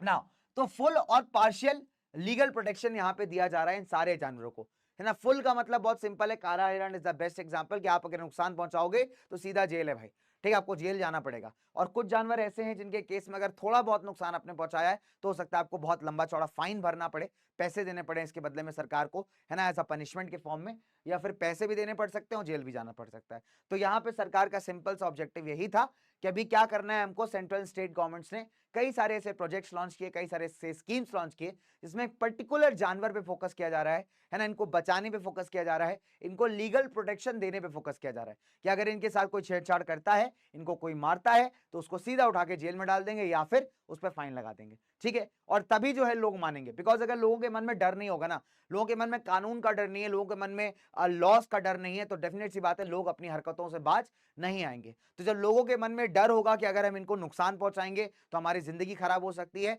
तब आप देखोगे बच्चे लोग जो है इनको नुकसान पहुंचाना बंद करेंगे। तो सरकार का जो वाइल्ड लाइफ प्रोटेक्शन एक्ट है बच्चे, एक बहुत अच्छा कदम माना जाता है, एक बहुत जबरदस्त स्टेप माना जाता है towards conservation of forest and wild life. चलिए आगे बात करते हैं बच्चों। नाउ अब अगर मैं आपसे बात करूं प्यारे बच्चों, तो यहाँ पे एक बड़े खूबसूरत सी चीजों की बात करेंगे हम लोग यहाँ पे, ठीक, बड़े जबरदस्त प्रोजेक्ट की बात करेंगे। उससे पहले एक और बात करते हैं, ठीक है बच्चों, एक बड़ा इंटरेस्टिंग सा फैक्ट आता है यहाँ पे कि 1991 में 1991 में पहली बार ऐसा हुआ था कि सरकार ने पेड़ पौधों की 6 स्पीशीज को यहाँ पे प्रोटेक्टेड लिस्ट में ऐड किया था, ठीक है। अगर मैं बात करूं आपसे साल, ओके, अगर मैं आपसे बात करूं बच्चे 1991 की, 1991 में for the first time,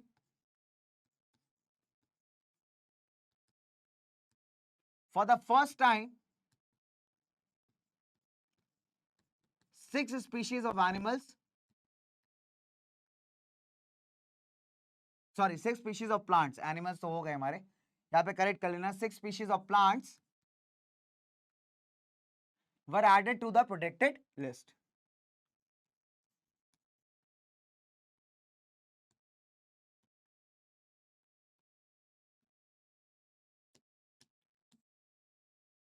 were added to the protected list. Done बच्चों, ठीक है। चलिए, तो हमने क्या देखा कि क्वेश्चन आता है कई बार कि कब पहली बार जो है प्लांट्स को यहाँ पे ऐड किया गया था प्रोटेक्टेड लिस्ट में। तो 1991 में 6 स्पीशीज थे प्लांट्स के जिनको ऐड किया गया था इन द प्रोटेक्टेड लिस्ट। ये अच्छा फैक्ट है, इंपॉर्टेंट फैक्ट है, इसको याद रखना। चलिए आइए डिस्कस करते हैं यहाँ पे प्रोजेक्ट टाइगर के बारे में, ठीक है। अच्छा, ये आदमी क्या कह रहा है, ये आदमी कह रहा है कि भाई मेरी बात मान, मैं ही टाइगर हूँ, है ना। कितना खतरनाक आदमी, क्या कह रहा है, भैया मेरी बात मान, मैं ही टाइगर हूँ। तुम्हें लगता है ये आदमी किसी एंगल से टाइगर दिख रहा है? किसी एंगल से तुम्हें इंसान टाइगर दिख रहा है? ये आदमी टाइगर की खाल में डॉगेश है, मैं पहले बता रहा हूं तुमको। इस आदमी धोखे मत आना, प्रोजेक्ट टाइगर के अंदर इसको लगता है कि सरकार पैसे देगी, इस वजह से ये आदमी जो है टाइगर बन के घूम रहा है। बहुत नालायक इंसान है भाई, बहुत नालायक इंसान है। ए भैया समोसा बनाओ जाके, क्या कर रहे हो तुम इधर, है? ये समोसा मोसा छोड़ करके इसको सुनाई देगा, इसको पता चला प्रोजेक्ट टाइगर चलने वाला है, इसको लगा कि सरकार उसमें फ्री में पैसे देने वाली सारे टाइगर को। यह आदमी टाइगर की यूनिफॉर्म खरीद लाया और टाइगर और शेर बन के जो है यहाँ पे घूमता जा रहा है। तो बहुत नालायक इंसान है, नेक्स्ट लेवल नालायक इंसान, समझ जाओ, ठीक है। आइए हम लोग आगे बात करते हैं, लेट्स मूव फर्दर। चलो, तो बहुत सारे प्यारे बच्चों, देखिए प्रोजेक्ट टाइगर बहुत सारे बच्चों के सिलेबस में नहीं है, लेकिन जिन बच्चों के सिलेबस में है उनके साथ एक बार प्रोजेक्ट टाइगर को यहाँ पे डिस्कस कर लेते हैं, ठीक है प्यारे बच्चों। चलिए आइए बात करते हैं फटाफट से। नाउ अगर आप देखोगे कि 1973 के अंदर जो हमारी अथॉरिटीज थी, सरकारी एजेंसियां, उनको रियलाइज हुआ कि टाइगर की पॉपुलेशन जो है काफी ज्यादा घट गई है। फॉर एग्जाम्पल अगर आप देखोगे तो टाइगर पॉपुलेशन 55,000 से रिड्यूस होकर के मात्र 1827 रह गई थी। यार आप इमेजिन कर सकते हो कितना बड़ा जंप है ये, कितना बड़ा जंप है, कितना बड़ा फॉल है ये। तो 1973 में टाइगर की पॉपुलेशन आप इमेजिन करो यार, 55,000 से घट करके मात्र 1827 रह गई है, जो अपने आप में बड़ी कंसर्निंग वाली बात है। अब सवाल उठता है कि मेजर थ्रेट क्या है ना, मेजर क्या ऐसा खतरा है जिसके चलते टाइगर पॉपुलेशन अभी इतनी कम होती जा रही है। देखिए 3 नंबर खतरे हैं, पोचिंग फॉर ट्रेड, दूसरा है डिप्लीशन ऑफ का बेस स्पीशीज, और तीसरा है हमारा ग्रोइंग पॉपुलेशन। चलिए अगर हम बात करें पोचिंग, तो पोचिंग शब्द का मतलब होता है इलीगल हंटिंग, ठीक है बेटा। अगर आप टाइगर की बात करेंगे, अगर आप टाइगर को हिंदी में हम क्या बोलते हैं बच्चे, टाइगर को हिंदी में कहते हैं बाघ। तो अगर आप टाइगर की बात करेंगे, ठीक है, तो टाइगर के साथ एक बात बड़ी खासियत है कि टाइगर की जो हड्डियां होती है ना बच्चे, हड्डियां, उसको बहुत सारी पुरानी दवाइयों में इस्तेमाल किया जाता है। इसके अलावा अगर आप देखोगे कि जो टाइगर की स्किन होती है, उससे पहले बड़े बड़े हवेलियां होती थी ना, उसमें शोपीस बना के टांग दिए जाते थे।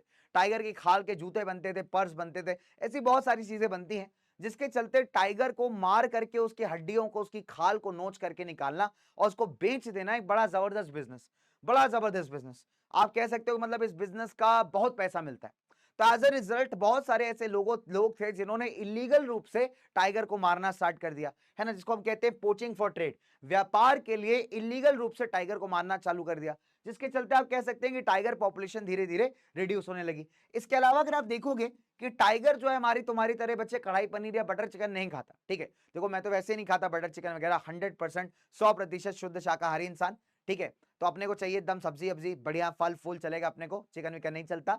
तो बहुत सिंपल सा लॉजिक है। अगर आप देखेंगे यहाँ पे बच्चों, तो जो हमारा टाइगर है वो शुद्ध शाकाहारी आदमी नहीं है, वो शुद्ध नॉन वेजिटेरियन आदमी है। उसको चाहिए मांस, उसको चाहिए मीट, वो मीट पे जिंदा रहता है, कढ़ाई पनीर खा के नहीं रह सकता। तुम टाइगर के आगे कढ़ाई पनीर बटर नान डाल दो, क्या वो खाएगा? नहीं खाएगा यार। ये थोड़ी कहेगा भैया जीरा राइस होते तो और मजा आ जाता है, या ये कहेगा भैया रायता मिलेगा, रायता थोड़ा है। तुम टाइगर को अपने घर बुलाओ खाने पे, कहते हो आइए टाइगर भैया खाने पे आइए, और उसके सामने तुम बटर पनीर जो है, कढ़ाई बटर पनीर एकदम बटर नान के साथ सर्व कर दो, और जीरा राइस डाल दो साथ में, और साथ में थोड़ा थोड़ा रायता डाल दो, तो क्या लगता है टाइगर खाएगा? बेटा टाइगर साइड कर देगा, कहेगा चिकन किधर है, अपन चिकन तंदूरी खाता है, ये सब नहीं खाता अपन, अपने को चाहिए एकदम मटन रोगन जोश, अपने को चाहिए एकदम मटन कलेजी, तो ये सारा चाहिए, बिरयानी लेके आओ यार, बिरयानी किधर है ना। तो ये सब लेके आओगे तो टाइगर खाएगा, है कि नहीं भाई लोग? बट अगर टाइगर को फल फूल खिलाओगे तो टाइगर नहीं खाएगा यार, नॉर्मल सी बात है। तो टाइगर जिंदा रहता है दूसरे जानवरों को मार करके, खा करके। अगर आप जंगल काट दोगे बेटा, तो जिन जानवरों पे ये खाता है, जिन जानवरों पे डिपेंड होता है, तो जंगल वो जानवर भी तो नहीं बचेंगे। Let's take the example of deer. हिरन का एग्जांपल लेते हैं। हिरन जो आप कह सकते हो टाइगर का बड़ा फेवरेट फूड है, इसको बहुत मजा आता है हिरन खाने में। हिरन जो है बड़ा चालाक है, हिरन बहुत तेज भागता है। कभी कभी हिरन ब्लंडर्स कर देता है जिसके चलते टाइगर इसको पकड़ लेता है, पकड़ के मार देता है, मार के खा जाता है। सिंपल सी बात है। अब मार के कड़को तो खेलेगा नहीं इसके साथ, है ना। ऐसा थोड़ी करेगा कि आओ हिरन अक्कड़ बक्कड़ खेलते हैं, अक्कड़ बक्कड़ बम्बे बो, हिरन कहाँ से तुम जाओ, ठीक है। बहुत सिंपल सी बात है। ओके, तो बहुत सिंपल सी बात है बच्चे, हिरन के साथ अक्कड़ बक्कड़ तो खेलेगा नहीं, या क्रिकेट तो खेलेगा नहीं, खो खो तो खेलेगा नहीं। तो क्या करेगा, हिरन को मारेगा, मार के खा जाएगा। अब समस्या ये कि आपने क्या किया, जंगल काट दी। जब आप जंगल ही काट दोगे तो बेचारा हमारा हिरन किस पे जिंदा रहता है, पेड़ पौधे पे। अगर इसके लिए पेड़ पौधा ही नहीं बचेगा तो आप देखेंगे हिरन की भी पॉपुलेशन डाउन होगी, वो भी बेचारा मर जाएगा। और जब वो मर जाएगा तो हमारा टाइगर खाएगा क्या यार, टाइगर को भी तो खाने के लिए चाहिए। तो हो क्या रहा है कि आप जब जंगल काट रहे हैं तो जंगल के जंगली जानवर भी जंगल छोड़ के भाग रहे हैं, कहीं कहीं चले जा रहे हैं। तो अगर जंगल के अंदर खाने के लिए कुछ बचेगा ही नहीं तो टाइगर जिंदा कैसे रहेगा, है ना। तो अगर आप देखोगे कि प्रे का मतलब होता है शिकार, तो अभी टाइगर जिसका शिकार करता है वो वाली स्पीशीज भी खत्म होती जा रही है, तो वो जानवर भी आप देखेंगे खत्म होते जा रहे हैं। तो टाइगर जिसका शिकार कर रहा है, जिसको मार के खा रहा है, बेटा जब वही स्पीशी नहीं बचेगी, वही जानवर नहीं बचेंगे तो टाइगर क्या हो जाएगा, भूख से मर जाएगा, है ना। तो ये भी एक कॉज है। इसके अलावा अगर आप देखेंगे ग्रोइंग ह्यूमन पॉपुलेशन, हम क्या है कि टाइगर के इलाके में घुस चुके हैं। अगर आप देखोगे कि हम लोग अपने घर बना रहे हैं, होटल्स बना रहे हैं, रिजॉर्ट्स बना रहे हैं। कॉर्बेट नेशनल पार्क आप जाओगे, जितना टाइगर आपको नहीं मिलेगा वहां पे, उससे ज्यादा आपको होटल्स और रिजॉर्ट्स मिलेंगे। लोग वहां टाइगर देखने में भी इंटरेस्टेड नहीं है, लोगों को टाइगर छोड़ो, वहां नदी किनारे बैठना है, इंस्टाग्राम रील बनानी है। पहाड़ मुझे बुला रहे, अरे पहाड़ नहीं बुला रहे भाई तुमको, सिंपल सी बात है, जबरदस्ती पहाड़ मुझे बुला रहे हैं, तुम अपने साथ साथ 5-6 लोगों को और मोटिवेट कर देते हो, भैया पहाड़ चलते हैं। तो आपने देखा होगा ना, इंस्टाग्राम पे रील आती है, एकदम भैया होते हैं चाय का कप लेकर के पहाड़ पे बैठे होते हैं, उसके ऊपर एक मैगी होती है। यार पहाड़ों वाली मैगी की बात अलग, अरे पहाड़ों वाली मैगी की बात छोड़ो, तुम जो वहां कूड़ा करके आ रहे हो उसकी बात अलग है, ठीक है। तो वहां पहाड़ तुम्हें नहीं बुला रहे, आओ भैया बहुत दिन हो गए पहाड़ नहीं आए, आ जाओ यार आ जाओ, बहुत बोर हो रहा हूं मैं।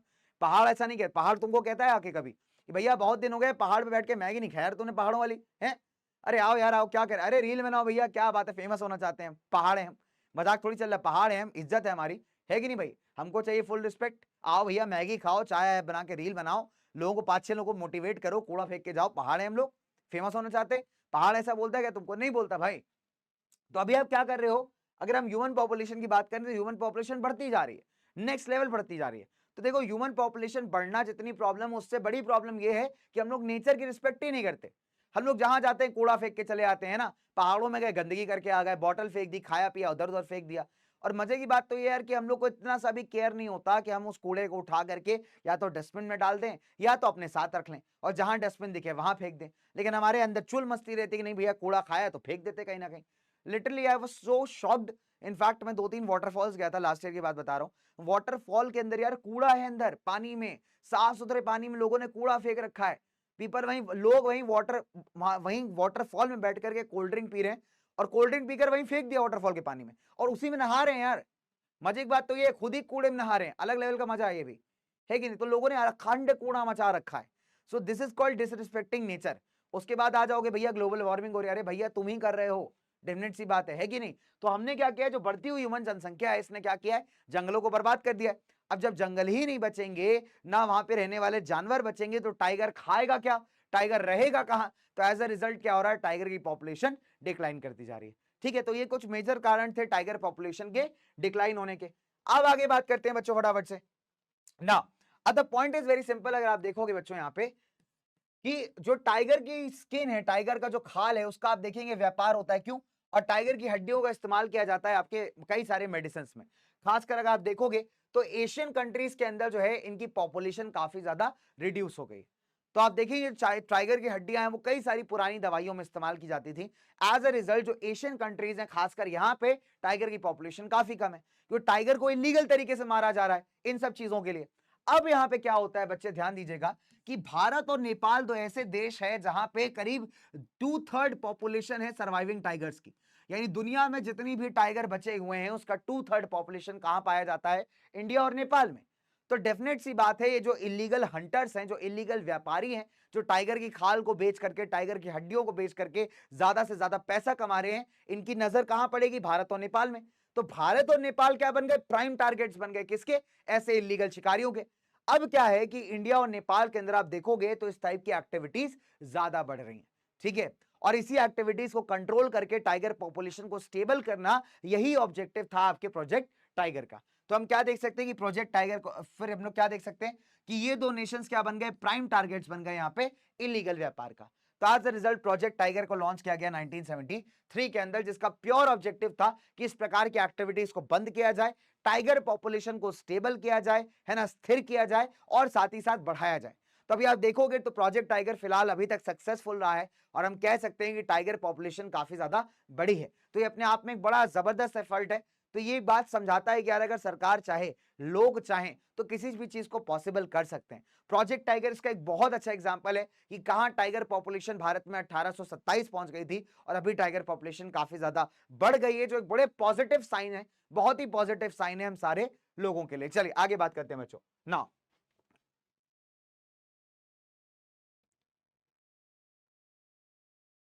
डन, चलिए चलो तो आगे बात करेंगे हमारे सारे बच्चों के साथ। Let's move further. चले, तो यहां तक सवाल हो गया, यहां तक कहानी हो गई। चलिए आइए एक सवाल करते हैं, उसके बाद इंपॉर्टेंट टाइगर रिजर्व्स वहां के साथ लिखता हूं। चलो, तो बहुत सिंपल सा क्वेश्चन है, देखिए हर बार आता है। आइए कॉम्पिटेंसी बेस्ड क्वेश्चन बनाते हैं, फटाफट से क्वेश्चन को करते हैं। चलो, तो बहुत सिंपल सा क्वेश्चन है। क्वेश्चन क्या है यहाँ पे देखिएगा। क्वेश्चन है बच्चों यहाँ पे, लेट्स टॉक अबाउट समथिंग, कुछ बढ़िया सा नाम चूज करते हैं, कुछ बढ़िया सा जबरदस्त सा नाम चूज करते हैं कुछ। चलिए Shweta, let's talk about Shweta. Shweta एक बड़ी ब्राइट स्टूडेंट है। Shweta was reading an article on Shweta was reading an article on conservation practices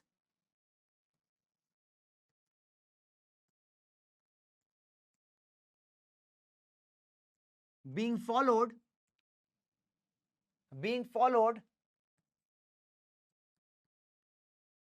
in national parks across India.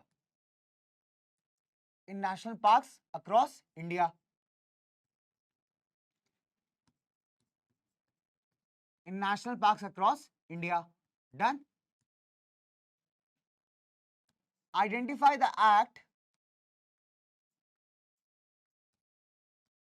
Identify the act that laid the foundation of protected areas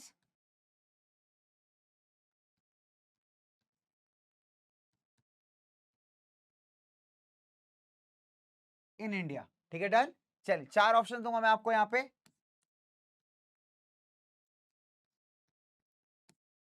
project rhino,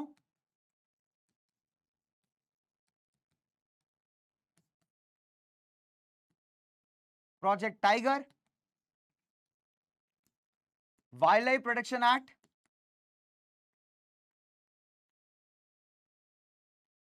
wild life protection act, and तीसरा है बच्चे आपका conservation act. Done. चलिए, तो बालक यहां पे आपके पास पूरे पूरे 15 सेकंड से आंसर करने के लिए। चलिए जल्दी से 15 सेकंड से स्टार्ट करिए फटाफट से। क्वेश्चन बहुत सिंपल है यहाँ पे। क्वेश्चन कहता है बच्चों यहाँ पे, Shweta was reading an article on conservation practices being followed in national parks across India. Identify the act that led the foundation protected areas in India. चलिए चार ऑप्शन थे, बहुत इजी सा सवाल है, इजी सा क्वेश्चन है। कमेंट सेक्शन के अंदर आप आंसर दीजिएगा। डन बच्चों।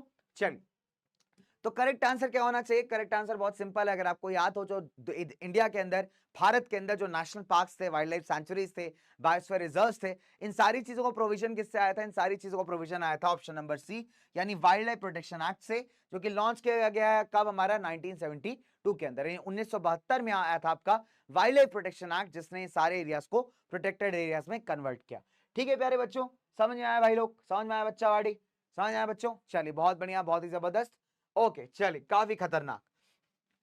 अब थोड़ी सी कहानी को आगे बढ़ाते हैं। देखो बहुत सिंपल सी बात है, यहाँ पे बड़ा बढ़िया क्वेश्चन आता है कि सर इंपॉर्टेंट टाइगर रिजर्व्स कौन कौन सी भारत में। ठीक है, चलिए तो आइए कुछ इंपॉर्टेंट टाइगर रिजर्व्स की यहाँ पे बात करेंगे। क्वेश्चन कई बार इनसे आता है।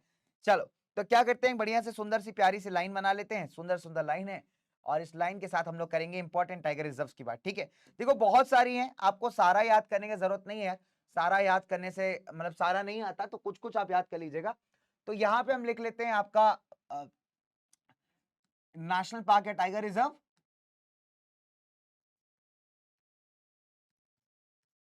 नेशनल पार्क या फिर आपका टाइगर रिजर्व। डन। और दूसरा हम लिख लेते हैं यहाँ पे इसकी लोकेशन कि ये कहां पे लोकेटेड है। डन बच्चों, चलिए तो एक तो लोकेशन हो गया, दूसरा हो गया नेशनल पार्क या टाइगर रिजर्व, इसका नाम क्या है। ठीक है, डन, सॉलिड है। चलिए तो आप भी नोट्स बना लीजिएगा, मतलब आप नोट्स डाउनलोड कर सकते हैं। नोट्स पता है ना बेटा कहां से डाउनलोड करने हैं? नोट्स सारे बच्चों को पता है कि कहां से डाउनलोड करने हैं? बेटा बहुत सिंपल है, नोट्स डाउनलोड करने के लिए आपको क्या करना है, पीडब्ल्यू ऐप पे जाना है। ठीक है, लिंक आपको दिया हुआ है नीचे डिस्क्रिप्शन के अंदर।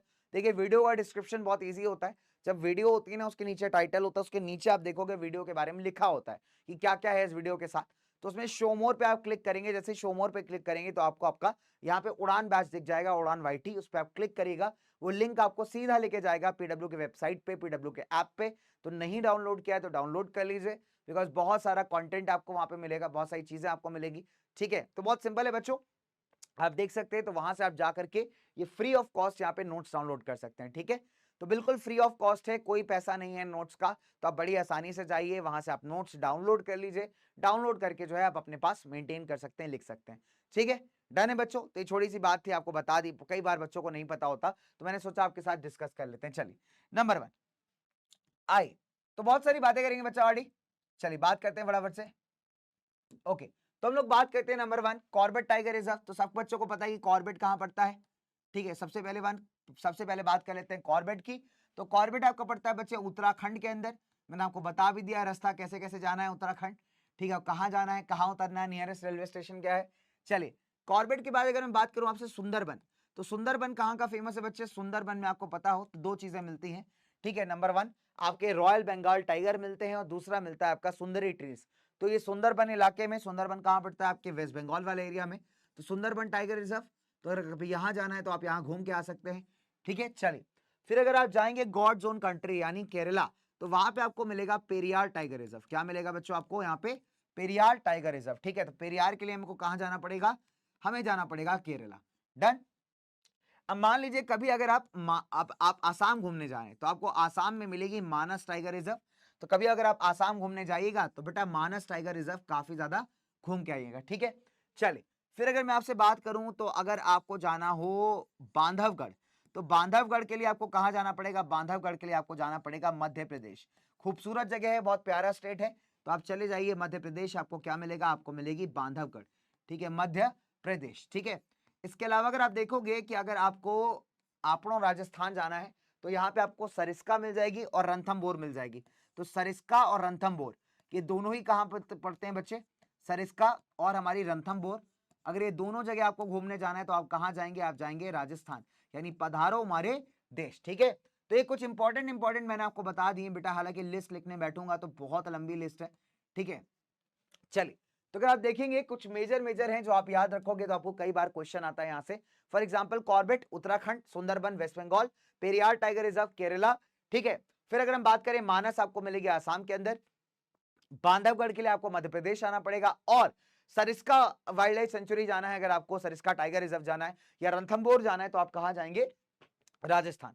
सरिस्का के लिए जब आप कभी सरिस्का जाएंगे तो आप कुछ मत करिए, यहां से अगर आप दिल्ली आते हैं तो दिल्ली से पकड़िए अलवर की ट्रेन, अलवर की ट्रेन में बैठिए, सरिस्का उतरिए, सरिस्का उतर के वहां जंगल सफारी बुक करिए, बढ़िया जंगल सफारी करिए। उसके बाद अलवर का फेमस मिल्क केक जिसको मावा कहते हैं वो खाना मत भूलना, बिकॉज वो टेस्टी बहुत होता है। अगर कोई बच्चा अलवर से मुझे देख रहा है तो यार हाय बोल दो फटाफट से, है ना। और अलवर का मावा भाई, जब मैं आऊंगा कभी अलवर घूमने तो बिल्कुल बिल्कुल मिल के खाएंगे अपन। ठीक है, तो अलवर में पहली बात तो सरिस्का घुमा देना, दूसरी बात अपन मिल के अलवर का मावा खाएंगे। ठीक है, तो अलवर का मावा, और अलवर के अंदर एक बड़ा जबरदस्त ढाबा है, उसका नाम नहीं याद आ रहा मेरे को, उसकी जो दाल रोटी है ना, आय हाय क्या टेस्टी यार। तो मेरे को आज भी उसका स्वाद याद है, बहुत टेस्टी, बहुत ही यम्मी। तो आप भी अगर अलवर जाइएगा तो जरूर जाइएगा, जरूर खाइएगा और एंजॉय करिएगा। बहुत खूबसूरत जगह है, बहुत ही सुंदर जगह है, अरावली से घिरा हुआ है। और मेरा रिकमेंडेशन है कि मानसून टाइम पे जाएगा। अगर आपको अरावलीज की सुंदरता देखनी है ना, आप हमेशा मानसून में ट्रैवल करो, आपको बहुत सुंदर लगेगा। अरावलीज आर ब्यूटीफुल यार, अरावलीज बहुत सुंदर है, लेकिन अरावलीज की सुंदरता आपको मानसून सीजन में ज्यादा दिखाई देती है। ठीक है, चलिए तो फिलहाल ये कुछ टाइगर रिजर्व्स है, हम लोग कहानी को थोड़ा सा आगे बढ़ाते हैं, लेट्स मूव फर्दर। चलिए अब क्या है बच्चों, अगर मैं बात करूं कि अभी क्या है कि मेजर पॉपुलेशन पे फोकस करने के बाद सरकार को लगा कि अभी बाकी पेड़ पौधों पे, बाकी जानवरों पे भी फोकस करने की काफी ज्यादा जरूरत है। ठीक है, एज ए रिजल्ट आप देखोगे कि कंजर्वेशन प्रोजेक्ट स्टार्ट किए गए। ठीक है, जो अभी सरकार का जो मुद्दा है बहुत क्लियर है। सरकार अभी क्या चाहती है कि पहले तो सरकार ने सिर्फ कुछ स्पेशल प्रोजेक्ट, स्पेशल एनिमल्स पे ही फोकस किया था, लेकिन अभी सरकार को ये लग रहा है कि कई सारे ऐसे पेड़ पौधे हैं, कई सारे ऐसे जंगली जानवर हैं, या कई सारे ऐसे कीड़े मकोड़े हैं जिनको बचाने की जरूरत है, बिकॉज इनका पॉपुलेशन भी डिक्लाइन हो रहा है। तो शुरुआत जब की गई वाइल्ड लाइफ प्रोटेक्शन एक्ट की, तब उसका पूरा फोकस था कुछ स्पेसिफिक जानवरों को बचाने में, लेकिन धीरे धीरे फोकस जो है शिफ्ट होता गया और कंप्लीट बायोडाइवर्सिटी को कवर करना यहाँ पे ऑब्जेक्टिव बन गया। बायोडाइवर्सिटी हमने ऑलरेडी पढ़ा है क्लास के स्टार्टिंग में, जिसने वीडियो नहीं देखा प्लीज स्टार्टिंग में जाके देखिएगा बच्चों, आपको बहुत मजा आएगा। चलिए आगे बात करते हैं। अगर आप देखोगे तो प्रोग्राम्स चलाए जा रहे हैं अभी यहाँ पे, किसको बचाने के लिए? कीड़े मकोड़ों को बचाने के लिए, प्लांट्स को बचाने के लिए। आपको जान के बड़ी हैरानी होगी कि बच्चे बहुत सारे कीड़े हैं जिनकी पॉपुलेशन कम होती जा रही है। कीड़े को तो हमको समझते ही नहीं, कीड़ा उड़ा होता मार देते हैं। आपने देखा पतिंगा आता है, पतिंगा बड़ा सा ब्राउन कलर का, आपके घर में उड़ के आता है, आप क्या करते हो? झाड़ू लेके मार देते हो। मम्मी कहती है अरे पतिंगा आ गया, पतिंगा आ गया। मेरे घर में ऐसे ही होता भाई, है ना। अगर मेरी मम्मी पतिंगा देख लें तो मम्मी इज लाइक अरे पतिंगा आ गया, पतिंगा आ गया। मैं कहता हूँ अरे भाई उड़ जाएगा, क्या टेंशन है? मम्मी कहती है अरे नहीं नहीं नहीं नहीं, उड़ेगा कैसे? अगर इधर उधर घुस गया तो क्या करेंगे? मैंने कहा भैया कोई टेंशन नहीं है। तो मैं क्या करता हूँ, मैं बहुत एक्सपर्ट हो चुका हूँ अभी, मैं ऐसा झाड़ू लेता हूँ, झाड़ू को ऐसे पतिंगे पे रखता हूँ, पतिंगे को ऐसे रोल करता हूँ, तो क्या है ना झाड़ू में फंस जाता है। फिर उसके बाद उसको लेके जाता हूँ बाहर और बाहर जाके छोड़ देता हूँ। तो इससे क्या होता है, पतिंगे की जान भी बच जाती है और पतिंगा घर से बाहर भी चला जाता है। तो ये बड़ा सिंपल सा स्टेप है। मैंने ये वैसे एक्सपर्टीज देख लिया। छोटे में क्या करता था यार, मैं मार देता था। मुझे बहुत दुख होता है कि मैंने कितने सारे पतिंगों की, कीड़ों की हत्या की है। तो कीड़ों की हत्या करना भी पाप है यार, नहीं करनी चाहिए।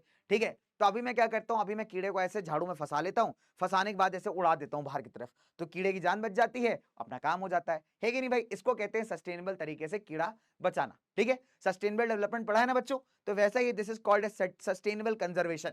किस तरीके से झाड़ू में फंसाइए, देखो मैं टिक बताता हूँ तुमको, बहुत आसान है। तो अगली बार तुम्हारे यहाँ कीड़ा है तो क्या करना है, मारना नहीं है उसको। ठीक है, ऐसे झाड़ू लेनी, झाड़ू है ना, सीख वाली मत लेना, फुल झाड़ू लेना। झाड़ू लेनी है, कीड़े के पास जाना है, उसको कीड़े को पहले ट्रस्ट दिलाना है, भरोसा दिलाना है कि भाई तू बैठ जा झाड़ू पे, कुछ नहीं होने वाला। ठीक है, एक बार कीड़े को ट्रस्ट हो गया, भरोसा कर लिया उसने आपके ऊपर, कीड़ा आपकी झाड़ू पे बैठ जाएगा। अब आपको क्या करना है, कीड़े को ऐसा ट्विस्ट ट्विस्ट करना है, झाड़ू को ऐसे ट्विस्ट करना है, तो कीड़ा उसमें फंस जाएगा। अब अपने घर के बाहर जाना है, खिड़की के बाहर जाना है और ऐसे झाड़ू को झाड़ देना है, तो कीड़ा उड़ जाएगा। सिंपल है भाई, सस्टेनेबल कंजर्वेशन है कि देखो कितना लाइव प्रैक्टिकल एग्जांपल दिया तुमको मैंने।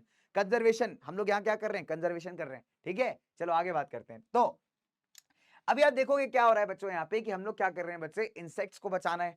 ठीक है, पेड़ पौधों को बचा रहे हैं। For example wild life protection act में 1980 और 1986 यानी 1980s और 1986 के अंदर एक नोटिफिकेशन ऐड किया गया। उस नोटिफिकेशन के तहत यहाँ पे फोकस किया जा रहा था बटरफ्लाइज, मॉथ जो पतिंगा होता है, बीटल लाल कलर का कीड़ा होता है, उस पर ब्लैक ब्लैक डॉट्स होते हैं, ड्रैगन फ्लाई जो आपकी टिड्डियां वगैरह होती है, इन सब की पॉपुलेशन को भी खतरा हो रहा है। तो जिन जिन स्पीशीज को खतरा था ऐसे छोटे छोटे ऑर्गेनिजम्स की, उनको भी यहाँ पे प्रोटेक्टेड लिस्ट में ऐड कर दिया गया। कि सिंपल सी बात है कि अभी इनको भी हम लोग संरक्षण देंगे, इनको भी हम लोग प्रोटेक्ट करेंगे। ठीक है प्यारे बच्चों, चलिए तो ये जो है आप कह सकते हो कि मेजर आइडियोलॉजी थी हमारी। डन। तो अभी सरकार क्या कर रही है कि सिर्फ कुछ जानवरों पे फोकस ना करके कंप्लीट बायोडाइवर्सिटी को प्रिवेंट करने का, बचाने का ट्राई कर रही है। ये सरकार का क्या है बच्चे, सरकार का एफर्ट है। चलिए बात करते हैं भारत के जंगलों की। देखिए जंगल जो है ना हमारे बहुत इंपॉर्टेंट है, बड़े इंपॉर्टेंट जंगल हैं। जंगल की अगर हम बात करें तो जंगल हमारे सर्वाइवल के लिए बहुत जरूरी है।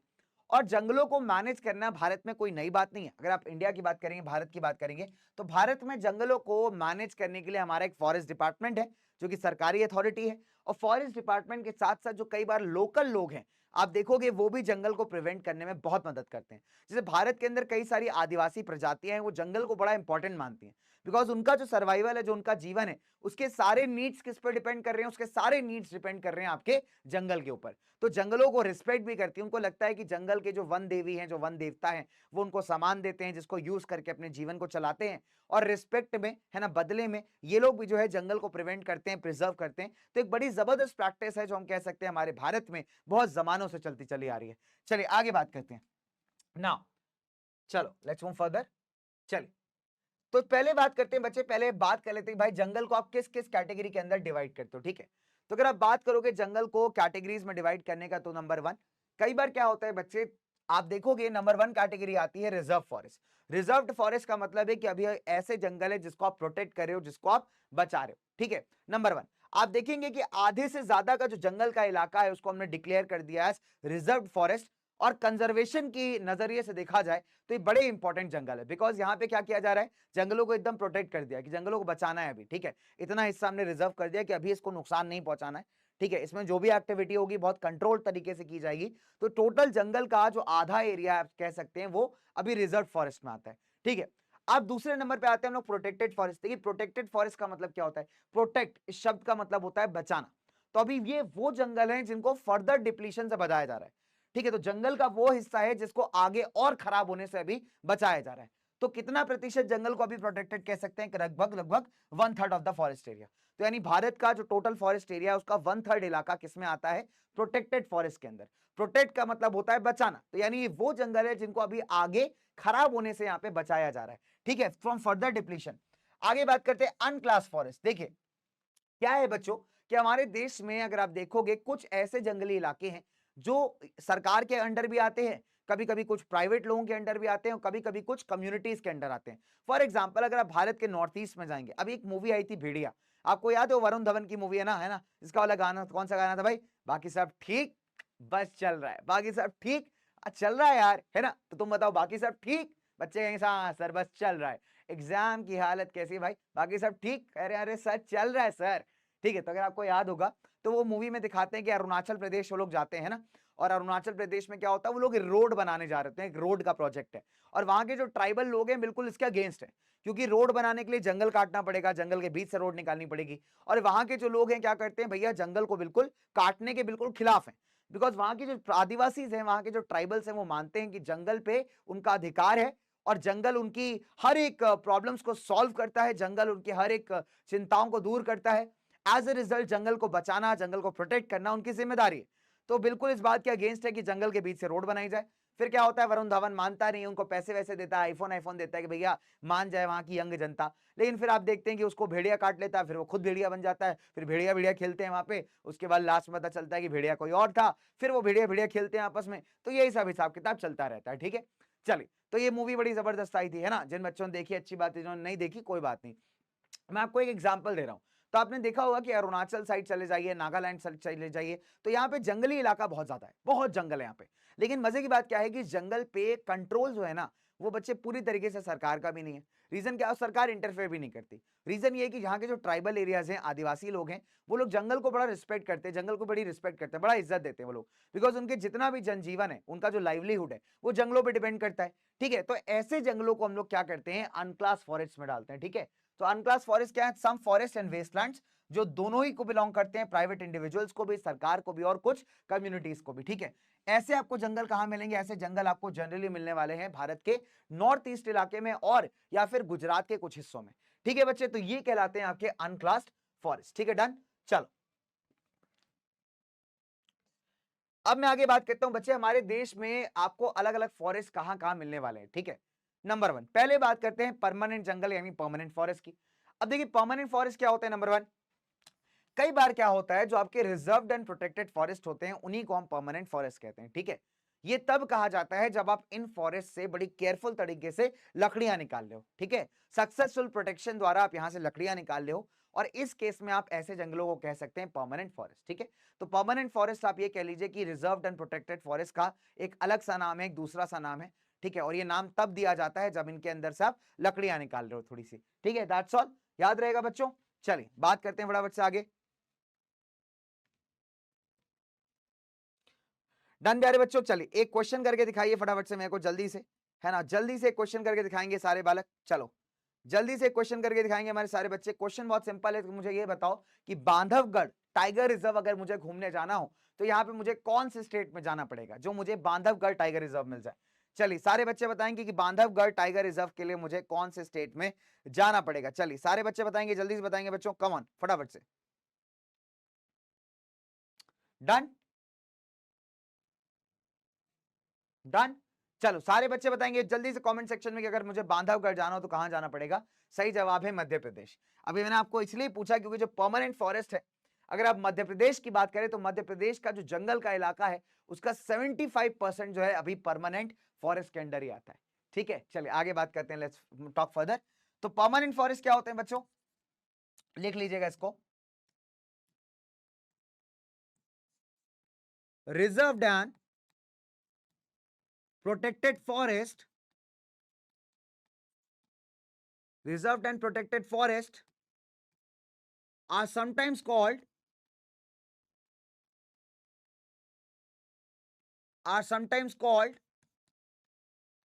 permanent forest,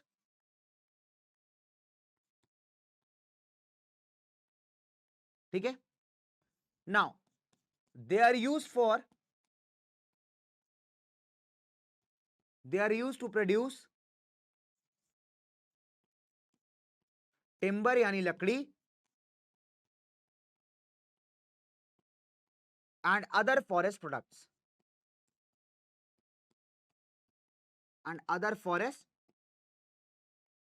प्रोड्यूस या फिर प्रोडक्ट्स। डन, ठीक है। अगर आप देखोगे तो मध्य प्रदेश का 75% जो फॉरेस्ट एरिया है इज अंडर परमानेंट फॉरेस्ट,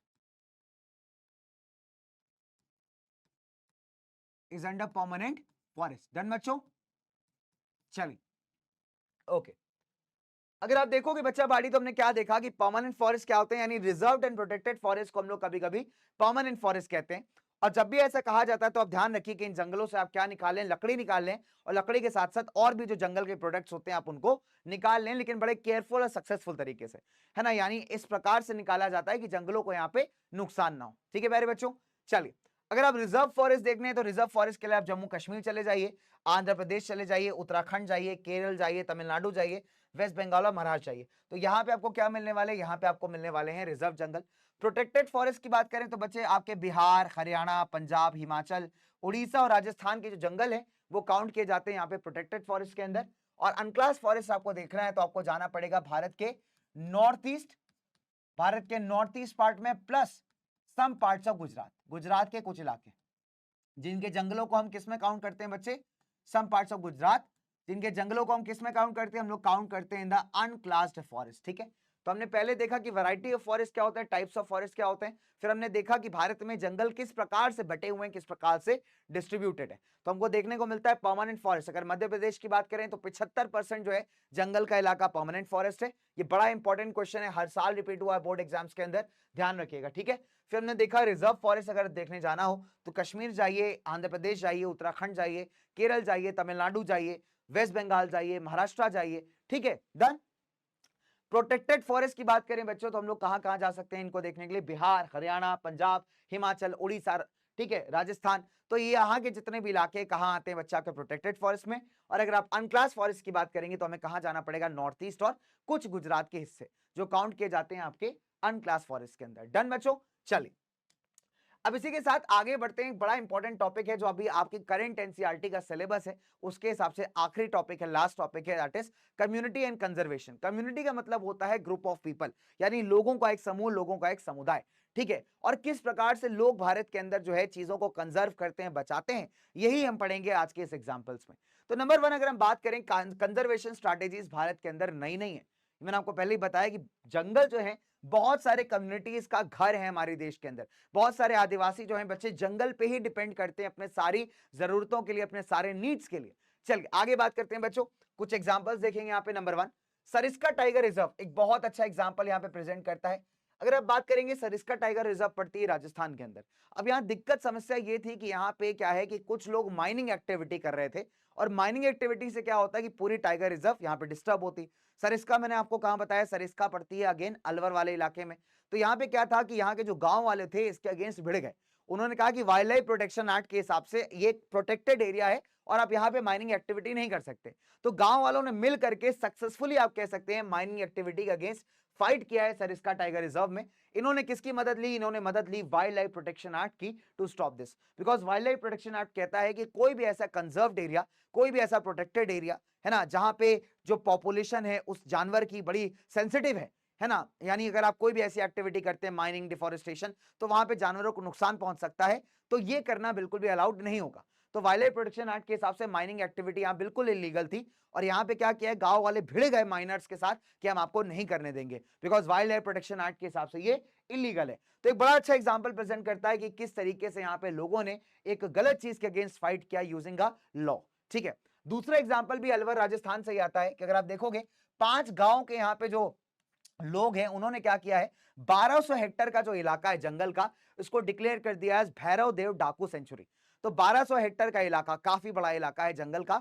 अभी यहाँ पे जो 5 गांव के लोग हैं, 5 विलेजेस के लोग हैं, इन्होंने कहा है कि भैया ये वाला इलाका पूरा प्रोटेक्टेड है, इसको नाम दे दिया है भैरव देव डाकू सेंचुरी का। तो यहाँ पे बिना गांव वालों की परमिशन के कोई भी इंसान नहीं जा सकता, और सरकार भी इनका साथ देती है, बिकॉज सरकार ये बात समझ रही है कि लोग जो है लोकल लेवल पे जंगलों को बचाने का ट्राई कर रहे हैं। ठीक है, तो आप देखोगे विलेजर्स क्या है, अपने set of rules and regulation से हंटिंग पूरी तरीके से बैन है, एंड किसी भी प्रकार के इलीगल कब्जा जो है आप इस इलाके में नहीं कर सकते। तो ये एक बड़ा अच्छा प्रेजेंट करता है बच्चे एग्जांपल कम्युनिटी एंड कंजर्वेशन का, कि आप देख सकते हैं किस तरीके से अलवर जिला के 5 गांव के लोगों ने क्या किया है, यहाँ पे 1200 हेक्टेयर का इलाका जो है बिल्कुल प्रिजर्व कर दिया, प्रोटेक्ट कर दिया है। अभी इनकी परमिशन के बिना आप इस इलाके में नहीं घुस सकते, ना ही आप यहाँ शिकार कर सकते हैं जानवर का, ना ही आप पेड़ काट सकते हैं। ठीक है, तो विलेजर्स के अपने रूल्स एंड रेगुलेशन है, और अगर आप चाहें कि इलीगल रूप से यहाँ कब्जा करके होटल बना ले, रिजॉर्ट बना ले, कुछ ऐसा काम कर लें, तो वो भी आप नहीं कर सकते, या आपको अलाउड ही नहीं है। इलीगल एनक्रोचमेंट, एनक्रोचमेंट मतलब होता है इलीगल रूप से कब्जा जमा लेना, तो ये भी आप यहाँ पे नहीं कर सकते। ठीक है, चलिए आगे बात करते हैं ना। तो एक बड़ा अच्छा एग्जांपल प्रेजेंट करता है। चलिए अब आगे बात करते हैं बच्चे, कई बार ये पिक्चर बेस्ड क्वेश्चन आता है कि आइडेंटिफाई द मूवमेंट। ठीक है, आपको यहाँ पे आइडेंटिफाई करना है कि कौन सा मूवमेंट है, आइडेंटिफाई द मूवमेंट। फिलहाल बच्चे हमारे को बताएंगे कमेंट सेक्शन के अंदर कि बेटा कौन सा मूवमेंट है, आइडेंटिफाई द मूवमेंट। आपको बताना है कि कौन सा आंदोलन की बात की जा रही है। आप देख रहे हैं यहाँ पे बहुत सारी आंटियां जो हैं एकदम पेड़ से चिपकी हुई हैं। तो चिपकने का मतलब ये नहीं होता कि तुम जाके पब्लिक में किसी चिपक जाओ, हैं उसमें क्या होगा बच्चे, तुम्हारे इतने डंडे पड़ेंगे, फिर तुम कहोगे सर मार पिट गई, फिर मत कहना मेरे से। तो पहले ही वार्निंग दे रहा हूँ भाई, चिपको मूवमेंट की बात की जा रही है। ठीक है, तो क्वेश्चन आते हैं आइडेंटिफाई द मूवमेंट, तो कौन सा मूवमेंट है बच्चे, चिपको मूवमेंट। अब देखिए चिपको मूवमेंट क्या है, चिपको मूवमेंट की शुरुआत की थी सुंदरलाल बहुगुणा ने, एक एक्टिविस्ट है, एनवायरमेंटलिस्ट है। अगर आप देखोगे तो चमोली जिला था उत्तराखंड का, जहां पे अभी उत्तराखंड में आता है। ठीक है, तो चमोली जिले के अंदर क्या हो रहा था कि यहाँ पे कंपनी को कॉन्ट्रैक्ट दे दिया गया था कि आप जाइए और जंगल काट दीजिए। अब अगर आप जंगल काट देंगे बच्चे, तो वहां पे पूरा एनवायरमेंट खराब होगा। अगर आप चमोली जिला की ज्योग्राफी पढ़ेंगे तो आपने कई बार न्यूज में सुना होगा कि चमोली में बादल फट गया, चमोली में लैंडस्लाइड हो गई। तो वहां का जो ज्योग्राफी वो इतना फ्रेजाइल है, तो पेड़ वहां के लिए बहुत जरूरी है। बिकॉज पेड़ क्या करते हैं कि वहां के एनवायरमेंट को बैलेंस रखते हैं, वहां के एनवायरमेंट को बचा के रखते हैं, मेंटेन करते हैं उसको। ठीक है, वहां की जो जमीन है, जो मिट्टी है, उसको होल्ड करके रखते हैं। अगर आप हिमालयन रीजन की बात करेंगे तो हिमालयन रीजन बहुत अनस्टेबल है, और वहां पे अगर कंस्ट्रक्शन एक्टिविटी आप ज्यादा करोगे, पहाड़ों के ऊपर बोझ बढ़ेगा, तो वहां नेचुरल डिजास्टर्स होने का खतरा बहुत ज्यादा है। तो अगर आप यहां देखते हो कि जो कमर्शियल कंपनीज के पास एक कॉन्ट्रैक्ट था पेड़ काटने का, इसको पेड़ काटने से रोकने के लिए लोगों ने क्या किया कि पेड़ों को जाके हक कर लिया, पेड़ों को जाके ऐसे गले लगा लिया, जैसे एकदम तुम गले लगा के चिपक के खड़े हो जाते हो ना, तो लोग भी आप पेड़ों से चिपक करके खड़े हो गए कि अगर आपको पेड़ काटने हैं तो उससे पहले हमको मारना पड़ेगा, हमें हत्या करनी पड़ेगी, हमें काटिए और तभी आप पेड़ काट पाएंगे। तो एज अ रिजल्ट अब ऑब्वियस सी बात है, जिंदा ह्यूमंस को तो आप काट नहीं सकते। तो यहाँ पे क्या है, सक्सेसफुली आप कह सकते हैं कि गांव वालों ने मिल करके चिपको मूवमेंट के द्वारा यहाँ पे पेड़ों की रक्षा की थी। तो क्वेश्चन बहुत इंपॉर्टेंट है, क्वेश्चन आता है चिपको मूवमेंट कई बार 2 नंबर के अंदर। नंबर 1 किसने स्टार्ट किया, सुंदरलाल बहुगुणा ने स्टार्ट किया। कब स्टार्ट किया, 1973 में, चमोली जिले में, जो पहले यूपी में आता था, अभी किसका पार्ट है, उत्तराखंड का पार्ट है। ऑब्जेक्टिव क्या था, against commercial cutting of trees, है ना, डिफोरेस्टेशन को बचाना, कमर्शियल कटिंग ऑफ ट्रीज के अगेंस्ट मूवमेंट लगाया जा रहा है। कमर्शियल कटिंग का मतलब होता है पेड़ काट के मार्केट में बेचना, ठीक है, जिससे आपको पैसे आए। तो इसके विरोध में था, डिफोरेस्टेशन के विरोध में था। लोगों ने क्या किया, लोगों ने पेड़ों को गले लगा लिया, लोग गले लगा के पेड़ को खड़े हो गए, जिससे कि पेड़ों को कटने से बचाया जा सके। तो यही है आपका चिपको मूवमेंट, बहुत ईजी है बच्चों। चलिए, तो चिपको मूवमेंट से हमने क्या सीखा है, क्वेश्चन कई बार आता है। चिपको मूवमेंट से हमने ये सीखा कि कम्युनिटी के पार्टिसिपेशन से क्या हुआ, डिफोरेस्टेशन होने से बच गया, है ना। अभी पेड़ों की अगर हम बात करें, अगर कम्युनिटी पार्टिसिपेट नहीं करती, लोग यहाँ खड़े नहीं होते, तो बेचारे हमारे पेड़ काट दिए जाते। तो पेड़ों को कटने से बचाया गया, कैसे, क्योंकि कम्युनिटी ने यहाँ पे पार्टिसिपेट किया, लोगों ने पार्टिसिपेट किया। दूसरी बात, लोगों के कंबाइंड एफर्ट्स की वजह से ना ही सिर्फ डिफोरेस्टेशन रुका, बट लोगों ने फॉरेस्टेशन भी किया, यानी कि ज्यादा पेड़ लगाए। तो अभी लोगों के मदद से आप कह सकते हो, लोगों की यूनिटी से क्या हो रहा है, एनवायरमेंट का प्रोटेक्शन हो रहा है। और साथ ही साथ आप देखोगे बच्चे यहाँ पे ज्यादा पेड़ लगाए जा रहे हैं और साथ ही साथ पेड़ कटने से बचाया जा रहा है। तो ये एक बड़ा अच्छा एग्जांपल सेट करता है कि अगर लोग ठान ले, लोग एकजुट हो जाएं, लोग यूनाइटेड हो जाएं, तो आप एनवायरनमेंट को बचा सकते हो, प्रोटेक्ट कर सकते हो। तो यहाँ पे नंबर 1 दो चीजें हुई। पहले तो जब लोगों ने हाथ मिलाया, लोग एकजुट होकर के खड़े हो गए, तो पहली बात तो डिफोरेस्टेशन को रोका गया। दूसरी बात, लोगों ने यहाँ ज्यादा पेड़ लगाने स्टार्ट किए, ज्यादा फॉरेस्टेशन स्टार्ट किया, जिससे आपका एनवायरनमेंट जो है, पर्यावरण है, उसको बहुत ज्यादा फायदा हुआ। तो एक बड़ा अच्छा एग्जाम्पल है कम्युनिटी द्वारा कंजर्वेशन का। चलिए, ऐसे एक और एग्जाम्पल सामने आता है उत्तराखंड से, दैट इज बीज बचाओ आंदोलन और नवदन्या। ये क्वेश्चन लॉन्ग आंसर्स में आता है, मैंने दिया हुआ है, अभी मैं आपको बताऊंगा। तो देखिए, बीज बचाओ और नवदन्या की अगर हम बात करें तो टिहरी उत्तराखंड के अंदर जो है इसकी शुरुआत की गई थी।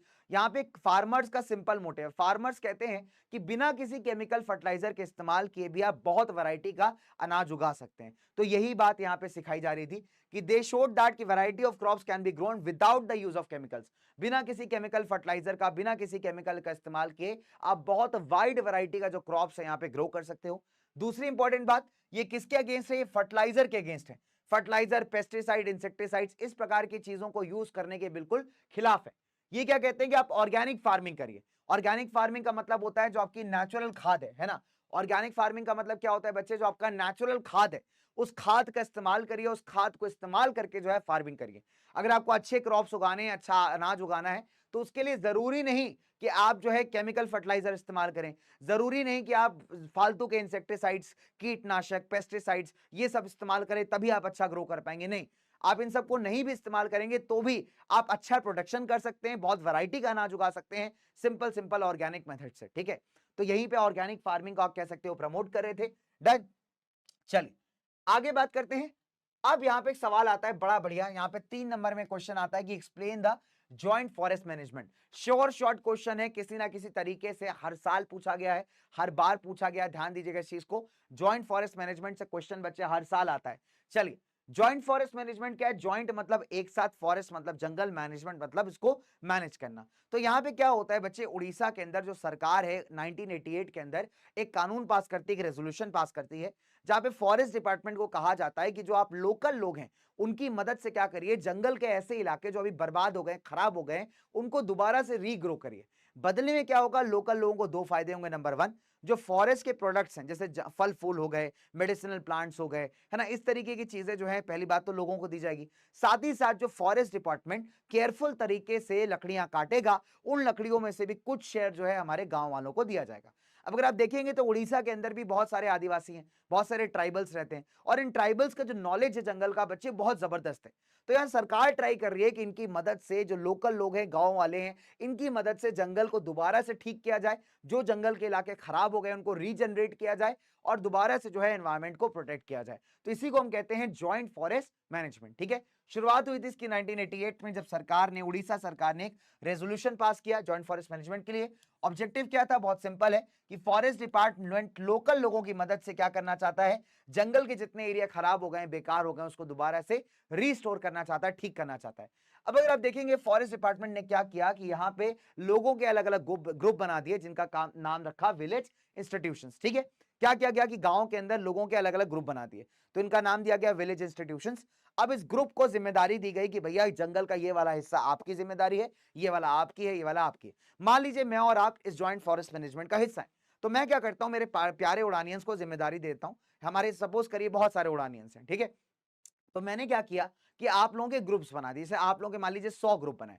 अब हर एक ग्रुप को मैंने जंगल का एक इलाका दे दिया। मैंने कहा भैया ये ग्रुप ए है, ग्रुप बी है, ग्रुप सी है, ग्रुप डी है, ऐसे करके 100 ग्रुप बना दिए और हर एक इंसान को जंगल का इलाका दे दिया। मैंने कहा कि बेटा एक काम करो, ये जंगल का इलाका तुम्हारा है, इसको मैनेज करना है, इसको ठीक करना, दोबारा से रीग्रो करने की जिम्मेदारी तुम्हारी है। बदले में इस जंगल से जो थोड़ा बहुत सामान है वो तुम ले सकते हो, जैसे फल फूल हो गए, कुछ प्लांट्स हो गए, मेडिसिनल प्लांट्स हो गए, ये सब चीजें तुम ले सकते हो। साथ ही साथ हम लोग जो केयरफुल तरीके से लकड़ी काटेंगे, उस लकड़ी का थोड़ा सा हिस्सा मैं आप लोगों को दे दूंगा। तो इस बेनिफिट के बजाय आप क्या करेंगे, हमको मदद करेंगे जंगल को दोबारा से रीस्टोर करने में। तो यही जॉइंट फॉरेस्ट मैनेजमेंट है। तुम्हारे उड़ानियंस ने क्या किया कि ठीक है सर, कोई बात नहीं, बढ़िया करते हैं इसको, ठीक है, डन। चलिए, तो विलेज कम्युनिटीज को क्या बोला जा रहा है, they are asked to manage and restore the degraded area. क्या आप क्या करिए कि जंगल का जो इलाका खराब हो गया उसको दोबारा से मैनेज करिए, उसको दोबारा से रीस्टोर करिए, रीग्रो करिए। ठीक है, अब क्या हो रहा है, बदले में इनको क्या मिला, विलेज कम्युनिटीज को क्या बेनिफिट है यहाँ पे, नंबर 1 कि इनको जो है जो नॉन टिम्बर मतलब नॉन लकड़ी है ना, तो टिम्बर का मतलब होता है लकड़ी, तो नॉन टिम्बर प्रोडक्ट्स यानी आपके जंगल के फल फूल वगैरह, मेडिसिनल प्लांट्स वगैरह, पहली बात तो उसमें हिस्सा दिया जाएगा। साथ ही साथ जो फॉरेस्ट डिपार्टमेंट केयरफुल तरीके से लकड़ी काट रहा है ना, उसमें से भी थोड़ा हिस्सा किसको दिया जाएगा, अभी गांव वालों को। राइट प्यारे बच्चों, तो ये जो था गांव वालों का फायदा था। अगर आप देखोगे तो गांव के लोगों के लिए ये चीज बहुत है, गांव के लोगों के लिए सफिशिएंट है, बिकॉज इनकी जिंदगी की अगर आप बात करोगे तो इनकी जिंदगी इन्हीं सब चीजों पे डिपेंड कर रही, इन्हीं सब चीजों पे निर्भर है ना। लोकल लोग हैं, गांव वाले लोग हैं, आदिवासी लोग हैं, तो जंगल के ऊपर ज्यादातर डिपेंडेंट है। तो अगर जंगल से इनको ये प्रोडक्ट्स मिल जाते हैं और जंगल भी ठीक हो जाता है, तो इसमें दोनों का फायदा है, फॉरेस्ट डिपार्टमेंट का फायदा है और इनका भी फायदा है, बिकॉज जंगल रहेंगे तो इनके नीड्स भी पूरे होते रहेंगे। तो आप देख सकते हो बड़ा सक्सेसफुल प्रैक्टिस है of the joint forest management. चलिए आगे बात करते हैं ना। चलिए बच्चों, एक केस स्टडी आता है, बड़ा सुंदर था, बड़ा जबरदस्त था, इस केस स्टडी को हम लोग पढ़ेंगे यहाँ पे फटाफट से। तो केस स्टडी के बारे में नेचर वर्शिप को यहाँ डिस्क्राइब किया गया है।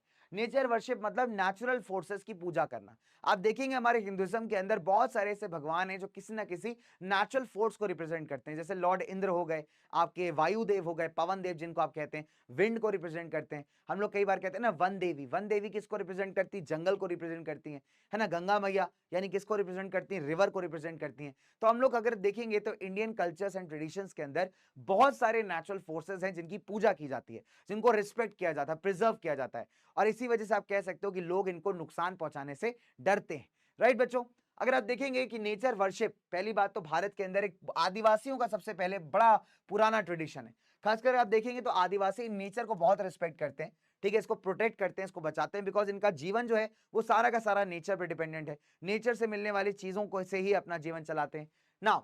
ऐसे बिलीफ्स ने आप कह सकते हो बहुत सारे ऐसे जंगलों को प्रिजर्व करने में मदद की है, जिसको ये मानते हैं कि इसके अंदर देवी देवता बसते हैं। अब बहुत सारे आदिवासियों का मानना है कि जंगल के कुछ इलाके ऐसे हैं जो बड़े प्रोटेक्टेड है, तो ये ना यहाँ पे ना तो ये लोग जाते हैं ना किसी और को जाने देते हैं, बिकॉज इनका मानना है कि यहाँ पे इनके जो कुल देवी देवता हैं वो लोग बसते हैं, और उनको डिस्टर्ब करना, उनके जंगलों को छेड़ना बिल्कुल गलत बात है, वो नाराज हो जाएंगे। तो ऐसे फॉरेस्ट को या ऐसे फॉरेस्ट के इलाके को कहा जाता है सेक्रेड ग्रूव्स। क्या कहा जाता है बच्चे, सेक्रेड ग्रूव्स। सेक्रेड का मतलब होता है पवित्र और ग्रूव्स का मतलब होता है जंगल का इलाका। तो ऐसे फॉरेस्ट को कहा जाता है सेक्रेड ग्रूव्स या फिर forest of gods and goddesses, यानी देवी देवताओं के जंगल। ठीक है, तो आप देखोगे बच्चे, तो ऐसे इलाकों को पहली बात तो जो लोकल लोग हैं वो भी नहीं छूते, साथ ही साथ किसी और को यहाँ पे एंटर करने भी नहीं देते, है ना। हर तरीके की एक्टिविटीज इन इलाकों में बैन है। और एक बड़ा अच्छा तरीका है कि इस बिलीफ के चलते आप देखोगे कि ये जंगल के इलाके बिल्कुल 100% अनटच्ड है, यहाँ पे जंगल भी है, जंगली जानवर भी है, और सब लोग खुशी खुशी रहते हैं। राइट बच्चों, चलिए आगे बात करेंगे हम लोग। कई सारी सोसाइटीज में पर्टिकुलर पेड़ों की पूजा की जाती है ना, बहुत जमाने से। फॉर एग्जाम्पल जैसे मुंडास और संथाल्स एंड छोटा नागपुर प्लेटो के, वो महुआ के पेड़ की वर्शिप करते हैं, और कदम का जो पेड़ होता है बेटा उसकी वर्शिप करते हैं, है ना। अगर आप देखोगे जो उड़ीसा और बिहार के लोग हैं, उड़ीसा के अंदर जो आदिवासी लोग हैं, बिहार के अंदर जो लोग हैं, वो कई बार इमली के पेड़ की पूजा करते हैं। इनफैक्ट अगर आप देखोगे शादियों के दौरान जो है आम के पेड़ के पत्ते का बड़ा इस्तेमाल किया जाता है। इनफैक्ट जो हमारे हवन वगैरह होते हैं, पूजा वगैरह होती है, उसमें भी आप देखेंगे तो आम के पत्ते का बड़ा इस्तेमाल किया जाता है, उसको बड़ा होली माना जाता है। तो एक बड़ा अच्छा एग्जाम्पल है आपका किस तरीके से हमारे जो बिलीव्स हैं, पुराने बिलीव्स हैं, उससे हम लोग कंजर्वेशन भी करते हैं, उससे हम लोग कई चीजों को बचाते भी हैं। अब फॉर एग्जाम्पल तुलसी माता की बात कर लीजिए, तुलसी जी जो है घरों में लगाई जाती हैं, और जहां तुलसी जी लगती हैं आप देखोगे वहां पे एक तो बीमारियां दूर रहती हैं, तुलसी इतनी जबरदस्त होती है ना, मतलब एंटीसेप्टिक है, उसकी मेडिसिनल प्रॉपर्टीज बहुत अच्छी हैं, तुलसी जी के आसपास बड़ी साफ सफाई रखी जाती है। तो एक बड़ा अच्छा तरीका है बच्चे इस तरीके से कंजर्व करने का चीजों को, राइट। इनफैक्ट आप देखोगे तो कई बार पीपल और जो बनियन के पेड़ होते हैं, बरगद का पेड़ होता है, बड़ा इंपॉर्टेंट माना जाता है। भारत हमारे हिंदू ट्रेडिशंस में बच्चों एक फेस्टिवल होता है बरगदाही का। तो आप कभी पूछेगा अपने पेरेंट्स, अपनी मम्मी वगैरह से, तो उसमें बरगद के पेड़ की पूजा की जाती है, वहां पे लोग जाते हैं, तो बरगदाही का फेस्टिवल होता है, बड़ा जबरदस्त। ऐसे बिहार वगैरह में बड़े सारे फेस्टिवल्स होते हैं जहां पे आप कुछ पर्टिकुलर पेड़ों को, कुछ पर्टिकुलर ट्रीज को बड़ा इंपॉर्टेंस देते हैं। तो राइट बच्चों, तो ये कुछ ऐसे बिलीव्स एंड प्रैक्टिसेस हैं जो हमारे फॉरेस्ट एंड वाइल्ड लाइफ को कंजर्व करने में बड़ा मदद करते हैं। राइट, चलिए अगर आप देखोगे तो हमारे हर एक टाइप का कल्चर आपको भारत में मिलेगा। भारत में जिनके अलग अलग कल्चर्स हैं, और हर कल्चर में किसी ना किसी फॉर्म में जो है अलग अलग नेचुरल फोर्सेस को कोई ना कोई स्पेसिफिक क्वालिटीज यहाँ पे दी गई हैं। जैसे कई सारे, अब जैसे फॉर एग्जांपल आप देखेंगे कि जो कृष्ण कन्हैया हमारे भगवान श्री कृष्ण, उनके जीवन से जुड़ा हुआ एक बड़ा इंपॉर्टेंट पर्वत है जिसको आप गोवर्धन पर्वत कहते हैं। आज भी लोग गोवर्धन को बड़ा रिस्पेक्ट करते हैं ना। आप कभी मथुरा वृंदावन वाले इलाके में जाइएगा तो आप गोवर्धन पर्वत को देखने जा सकते हैं, है ना, लोग उसकी रिस्पेक्ट करते हैं, लोग पूजा करते हैं, उसके आसपास चक्कर काटते हैं। तो एक तरीका है बच्चे कहीं ना कहीं प्रिजर्वेशन का। ऐसे ही बहुत सारे इलाकों में आप जाएंगे तो कहीं ना कहीं किसी ना किसी चीज को बड़ा इंपॉर्टेंट माना जाता है। ठीक है, फिर अगर आप देखोगे कि मंदिरों के बाहर कई बार आपने देखा होगा लंगूर बंदर होते हैं, राइट, काले मुंह वाले, उनको कोई परेशान नहीं करता। इनफैक्ट लोग उनको खाना देते हैं, वो लोग भी लोगों के साथ कई बार इंटरेक्ट करते हैं। तो ये सब बड़ी इंपॉर्टेंट चीजें हैं और कहीं ना कहीं हमारे कल्चर्स में इनको इतना इंपॉर्टेंस दिया गया है। दैट इज वाई आप देखोगे कि इनडायरेक्टली हम लोग कहीं ना कहीं वाइल्ड लाइफ और प्लांट्स को प्रिजर्व कर रहे हैं, बचा रहे हैं। ठीक है, चलिए अगर आप देखोगे बिश्नोई गांव चले जाइए, राजस्थान के जो बिश्नोई विलेजेस हैं, वहां पे जो ब्लैक बक्स है यानी चिंकारा, काला हिरन, नील गाय, पीकॉक, इनको एक परिवार का हिस्सा माना जाता है। बिश्नोईज वेरी इंपॉर्टेंट माने जाते हैं। बिश्नोई कम्युनिटी राजस्थान की एक ऐसी कम्युनिटी है जो अपने जानी जाती है अपने वाइल्ड लाइफ कंजर्वेशन के लिए। यानी इनके हिसाब से अगर आप देखोगे जो नील गाय है, काला हिरन है, वो सब इनके लिए बहुत इंपॉर्टेंट है, इनके परिवार का हिस्सा जैसे हैं, एक फैमिली मेंबर जैसे हैं। और ये जो बात है बिश्नोई कम्युनिटी की यार, ये अपने आप में एक लर्निंग है, एक सीखने वाली बात है। ये कितनी खूबसूरत तरीके से जो कल्चर है उनका वो प्रिजर्व करता है वाइल्ड लाइफ को और फॉरेस्ट को, है ना। तो एक बड़ा खूबसूरत एग्जाम्पल सेट करता है। तो बच्चे भारत के जो कई सारे ट्रेडिशन है आपको बड़ी मदद करते हैं कंजर्व करने में फॉरेस्ट एंड वाइल्ड लाइफ को। ठीक है, चलिए तो इससे कई बार केस स्टडी आता है। देखिए पैराग्राफ में आपको बता चुका हूं, अब फटाफट से इससे रिलेटेड क्वेश्चन करेंगे। 10 सेकंड्स का मैं आपको टाइम दूंगा। चलिए तो बहुत सिंपल है, 10 सेकंड्स का आपको टाइम दिया जाए यहाँ पे बिकॉज क्वेश्चन इजी है। क्वेश्चन कहता है कि dash are also known as the forest of gods and goddesses. इनको हम forest of gods and goddesses भी कहते हैं। 4 ऑप्शन है बच्चे, फटाफट से आंसर करेंगे। वन देव भूमि, सेक्रेड ग्रोव्स, वर्जिन वेजिटेशन या फिर बनियन फॉरेस्ट। चलिए डन, ओके सुपर बच्चों। करेक्ट आंसर क्या होना चाहिए? करेक्ट आंसर बहुत सिंपल है, करेक्ट आंसर था बच्चे दैट इज सेक्रेड ग्रुप्स। तो इनको हम कहते हैं forest of gods and goddesses यानी देवी देवताओं के जंगल। आगे बात करते हैं, लेट्स मूव फर्दर। चलो मुंडास एंड संताल छोटा नागपुर प्लाट्यू के किसकी वर्शिप करते हैं? महुआ, मैंगो, कदम या बोथ एनसी। तो फटाफट से बताएंगे सारे बच्चे जल्दी से। यहाँ पे भी आपको 10 सेकंड्स का टाइम दिया जाएगा। Your time starts now and here we go. चलिए तो फटाफट से बताइए भाई किसकी वर्शिप करते हैं हमारे जो मुंडास एंड संथाल से। चलिए सारे बच्चे बताएंगे। बहुत इजी सा सवाल है, बहुत इजी सा क्वेश्चन है। वेरी नाइस बच्चों, वेरी नाइस, बहुत बढ़िया, क्या बात है, सुपर। चलिए तो क्वेश्चन बहुत सिंपल था। क्वेश्चन क्या कहता है आपसे? Correct answer option number D that is both A and C. बहुत बढ़िया। चलिए आगे बात करते हैं फटाफट से। नाउ एक क्वेश्चन आता है, describe the how communities have conserved and protected forest and wild life. अगर एक क्वेश्चन मान लीजिए 3 नंबर में आता है तो आप 4 पॉइंट्स लिख के आ जाएंगे, सफिशिएंट है। इसमें पहला पॉइंट आप चिपको मूवमेंट का दे दीजिएगा, किस तरीके से चिपको मूवमेंट ने प्रिजर्व किया है। दूसरा आप दे सकते हैं कि certain societies river a particular tree. आप एग्जांपल दे सकते हैं महुआ, कदम का, या फिर एग्जांपल दे सकते हैं छोटा नागपुर प्लेट्यू में संथालीज एंड मुंडास का। ठीक है, फिर आप यहाँ पे एग्जांपल दे सकते हैं बनियन ट्रीज और पीपल ट्रीज, कई सारे लोगों के लिए काफी इंपॉर्टेंट होते हैं, सीक्रेट होते हैं, है ना। तो ये 3-4 एग्जांपल्स आप यहाँ डाल सकते हैं। इसके अलावा आप यहाँ सरिस्का टाइगर रिजर्व का एग्जांपल डाल सकते हैं। आप चाहें तो यहाँ पे अलवर वाला एग्जांपल डाल सकते हैं, भैरव देव डाकू सेंचुरी वाला। तो कोई भी एग्जांपल्स आप डाल करके आंसर लिख सकते हैं। ठीक है, 3 नंबर का क्वेश्चन है, आप 3 से 4 पॉइंट्स लिखेंगे, आपको नंबर पूरे मिलेंगे। डन बच्चों, लेकिन आंसर को पॉइंट्स में ही लिखना, 1 2 3 4 डाल के या ऐसे बुलेट्स डाल के, स्टार डाल के। पैराग्राफ में आंसर मत लिखना, पॉइंट्स में लिखना बच्चे, नंबर पॉइंट्स के मिलते हैं। ठीक है, डन हो गई बात। चलिए आगे बात करते हैं, लेट्स मूव फर्दर। ठीक है, चलिए तो यहां से आपका चैप्टर हो जाता है पूरा खत्म। ठीक है, तो चैप्टर आपका समाप्त होता है। अब आगे बात करेंगे हमारे प्यारे बच्चों, तो बहुत सिंपल सी बात है। अब यहाँ पे मैं आपको क्या कराने वाला हूँ? यहाँ पे मैं आपको कराने वाला हूँ डिलीटेड पोर्शन का एक क्विक रिविजन। ठीक है, डिलीटेड पार्ट का एक रैपिड रिविजन करेंगे हम लोग। डिलीटेड पार्ट का एक क्विक रिविजन करेंगे। ये उन सारे बच्चों के लिए है जो सीबीएसई में नहीं है लेकिन सीबीएसई के अलावा दूसरे बोर्ड्स में है और उनका ये डिलीटेड पार्ट आ रहा है। बच्चे ध्यान दीजिएगा, जो बच्चे सीबीएसई के अंदर हैं, सीबीएसई वालों, आपका पार्ट, आपका चैप्टर खत्म हो चुका है। ठीक है, और ये क्विक रिवीजन उन बच्चों के लिए जो अभी सीबीएसई बोर्ड से बिलोंग नहीं करते और उनके बोर्ड्स के अंदर, उनकी क्लासेस के अंदर ये वाला डिलीटेड पार्ट आपका आ रहा है। जो सीबीएसई से है, हम्बल रिक्वेस्ट, नई एनसीईआरटी किताबों को यूज करिए। एनसीईआरटी की वेबसाइट पे फ्री ऑफ कॉस्ट दी है, ncrt.nic.in पे आप जाइए, वहां से किताबों का पीडीएफ डाउनलोड करिए। रेशनलाइज एनसीईआरटी है, बहुत सारी चीजों को चैप्टर्स के अंदर से हटा दिया गया है। तो हम्बल रिक्वेस्ट, प्लीज उन एनसीईआरटीज को रेफर करिएगा। और बाकी जितने बोर्ड्स के बच्चे जिनका डिलीटेड पोर्शन आ रहा है उनके लिए एक प्यारा सा क्विक रिविजन। चलिए आगे बात करते हैं ना। देखो तो डिलीटेड पार्ट में क्या बताया गया था कि भारत एक बायोडायवर्सिटी के रिस्पेक्ट में बड़ी रिच कंट्री है। यानी भारत में अलग अलग वैरायटी के लाइफ फॉर्म्स पाए जाते हैं। अगर आप मान लीजिए कि वर्ल्ड का जो 7.5% है total species of the world, यानी वर्ल्ड में जितना भी फ्लोरा एंड फौना पाया जाता है उसका 7.5% जो है आपको भारत में मिलेगा। अब इनमें से दिक्कत की बात क्या है कि इसमें से करीब 10% ऐसा वेजिटेशन है और 20% जानवरों की संख्या आप कह सकते हैं ऐसी है जो अभी क्या हो चुकी है, बिल्कुल एंडेंजर्ड कैटेगरी में चली गई। तो पहली बात हमने क्या सीखी कि वर्ल्ड के अंदर जितना भी लाइफ फॉर्म्स पाया जाता है उसका 7.5% भारत में है। फिर हमने क्या देखा कि अभी जितना भारत में लाइफ फॉर्म्स मिलता है उसका 10% वेजिटेशन और 20% जो जानवर है वो भी एंडेंजर्ड कैटेगरी में, एंडेंजर्ड लिस्ट के अंदर है, राइट। बहुत सारों को तो क्रिटिकल कह दिया गया है। क्रिटिकल का मतलब ऑलमोस्ट वो खत्म होने की कगार पे है। अगर आप देखोगे कि किसी भी जानवर को, किसी भी पेड़ पौधे को कितना ज्यादा नुकसान हो रखा है, इसके बेसिस पे क्या होता है, एक लिस्ट बनाई जाती है, जिस लिस्ट को बनाता है यहाँ पे IUCN यानी international union for conservation of nature and natural resources. ये क्या करता है, एक लिस्ट तैयार करता है, उसमें जो अलग अलग प्लांट और एनिमल स्पीशीज हैं उनको अलग अलग कैटेगरी में डालता है डिपेंडिंग अपॉन किसको कितना खतरा है। ठीक है, तो उससे कई बार क्वेश्चन आ जाता है आपका 1 मार्क्स में। नंबर 1 पे आते हैं आपके नॉर्मल स्पीशीज। जैसे अगर आप देखोगे तो आपके जो गाय भैंस हो गए, आपका जो साल का पेड़ हो गया, आपके रोडेंट्स मतलब चूहे वगैरह हो गए, इन सब की पॉपुलेशन बहुत स्टेबल है, बहुत नॉर्मल है, इनको कोई नुकसान नहीं है, ये अच्छे खासे संख्या में है। तो आप ऐसी स्पीशीज ऑफ एनिमल्स और प्लांट्स को कह सकते हैं नॉर्मल स्पीशीज।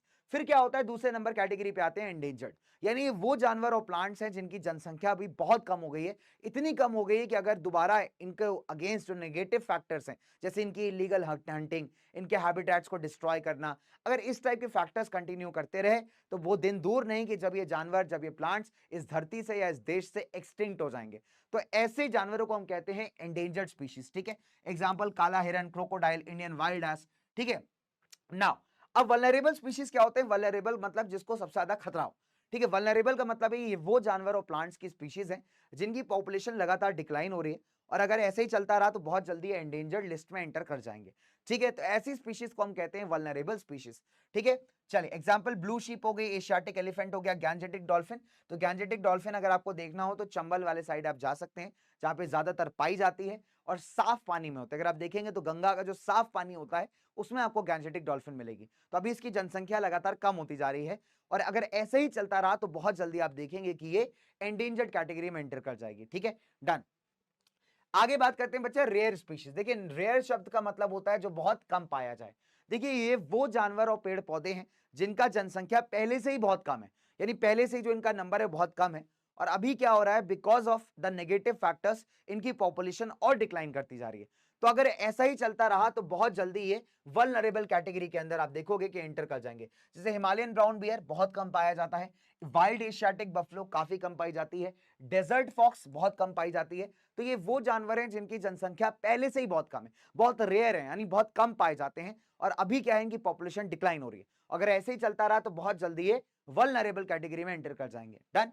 अब आते हैं आपके एंडेमिक स्पीशीज। जैसे क्वेश्चन आया था कई बार, एंडेमिक का मतलब होता है जो किसी पर्टिकुलर इलाके में पाया जाए। अब फॉर एग्जांपल आपने वो भेड़िया मूवी का मैं एग्जांपल दे रहा था आपको, तो भेड़िया मूवी में आप गूगल करना मिथुन। मिथुन क्या एक व्हाइट भैंसा जैसा होता है, ठीक है, और बड़ा ऊंचा सा होता है। तो अगर आप अरुणाचल प्रदेश जाएंगे तो वहां पे आपको मिथुन दिखाई देता है, राइट। तो मिथुन एक ऐसा जानवर है जो किसी स्पेसिफिक एरिया में ही पाया जाता है, यानी अगर आपको इंडिया में मिथुन देखने जाना हो तो आप अरुणाचल जाइए, तो अरुणाचल के अंदर आपको मिथुन दिख जाएगा, है ना। और दूसरी बात, अरुणाचल का अगर आप ज्योग्राफी देखेंगे तो वो भी बड़ा टफ है, यानी बहुत सारे पहाड़ हैं वहां पे, है ना। अगर आप देखोगे इंफ्रास्ट्रक्चर इतना जबरदस्त नहीं है, तो अरुणाचल प्रदेश में जाना आप देखोगे काफी टफ टास्क है, राइट बच्चों। मतलब काफी लंबी चौड़ी जर्नी, काफी टायरिंग जर्नी है, काफी टफ टास्क है, तब आप जाके मिथुन देख पाओगे। तो अगर हम एंडेमिक स्पीशीज की बात करें तो ये वो प्लांट और एनिमल स्पीशीज हैं जो किसी स्पेसिफिकल जोग्राफिकल एरिया में ही पाए जाते हैं और इनको पहुंचना, यहां तक इनको देखना काफी ज्यादा डिफिकल्ट है, बिकॉज जो एरिया का जोग्राफी है वो बहुत ज्यादा फ्रेंडली नहीं है ना। यानी यहाँ पे पेड़ पौधे हो सकते हैं या घने जंगल हो सकते हैं या बड़े बड़े पहाड़ हो सकते हैं जिनको पार करके इन स्पीशीज तक पहुंचना बड़ा मुश्किल है। ठीक है, तो ऐसे स्पीशीज को आप कहते हैं एंडेमिक स्पीशीज, जो स्पेसिफिक एरिया में ही पाए जाते हैं और काफी आइसोलेटेड है। एग्जाम्पल आपका अंडमान टील हो गया, निकोबार पिजन हो गया, अंडमान में मिलने वाला वाइल्ड पिग हो गया, या फिर अरुणाचल प्रदेश में मिलने वाला मिथुन हो गया, राइट बच्चों। चलिए अब आती है बात एक्सटिंक्ट स्पीशीज की। एक्सटिंक्ट स्पीशीज का मतलब होता है बेटा जिनकी जनसंख्या खत्म हो चुकी है, टाटा बाय बाय खत्म। अब कोई भी जानवर, कोई भी पेड़ पौधा किसी एक पर्टिकुलर एरिया में मान लीजिए पाया जाता था, लेकिन अभी वो वहां नहीं पाया जाता, तो हम कह सकते हैं कि वो जानवर या वो प्लांट जो है भी एक्सटिंक्ट हो चुका है। तो कोई भी जानवर या कोई भी पेड़ पौधा किसी एक इलाके से एक्सटिंक्ट हो सकता है, किसी एक सिटी से एक्सटिंक्ट हो सकता है, किसी एक स्टेट से हो सकता है, एक देश से हो सकता है, या फिर पूरी दुनिया से हो सकता है। फॉर एग्जाम्पल डायनासोर अभी पूरे अर्थ पे नहीं पाए जाते। चीता की बात करें तो चीता, जो एशियाटिक चीता है, वो भारत में बहुत पहले एक्सटिंक्ट हो गया, है ना, बहुत पहले भारत में नहीं पाया जाता। ठीक है, तो अभी जो आप देखोगे चीता हमारे मोदी जी लेके आए हैं वो अफ्रीकन चीता है, ठीक है, अफ्रीकन कॉन्टिनेंट से भारत में लाया गया है। तो भारत का जो ओरिजिनल चीता था, एशियाटिक चीता जिसे आप कहते हो, वो अभी भारत में नहीं पाया जाता, वो भारत में एक्सटिंक्ट है। तो इसका मतलब ये नहीं कि चीता पूरी दुनिया में खत्म हो गया, चीता एग्जिस्ट करता है लेकिन इंडिया में नहीं है, ठीक है। तो एक्सटिंक्ट होने का मतलब है कि कोई भी प्लांट एंड एनिमल जो पहले किसी इलाके में पाया जाता था, अभी वो वहां नहीं पाया जाता है। तो किसी भी इलाके से इंसान एक्सटिंक्ट हो सकता है, एनिमल एक्सटिंक्ट हो सकता है, या किसी देश से हो सकता है, किसी स्टेट से हो सकता है, या फिर पूरी दुनिया से भी हो सकता है, ठीक है। एग्जाम्पल पिंक हेडेड डक हो गया, एशियाटिक चीता हो गया, कुछ बहुत अच्छे एग्जाम्पल्स हैं इसके। चलिए आगे बात करते हैं ना। अब सवाल उठता है कि सर ऐसा क्या हुआ है कि फॉरेस्ट एंड वाइल्ड लाइफ आपका डिक्लाइन होने लगा है। चलिए, तो कुछ मेजर कॉजेस की बात करें। Number 1, agriculture expansion. अगर आप फॉरेस्ट सर्वे के डेटा को देखेंगे तो 2,62,000 स्क्वायर किलोमीटर का जो जंगल का एरिया था, अभी वो एग्रीकल्चर लैंड में कन्वर्ट कर दिया गया था भारत में बिटवीन 1951 एंड 1980। अगर आप देखोगे कि आजादी के बाद हमारी जनसंख्या बढ़ने लगी, और जनसंख्या को खिलाने के लिए, उनके रहने की जगह के लिए आपको क्या करने पड़े, जंगल काटने पड़े।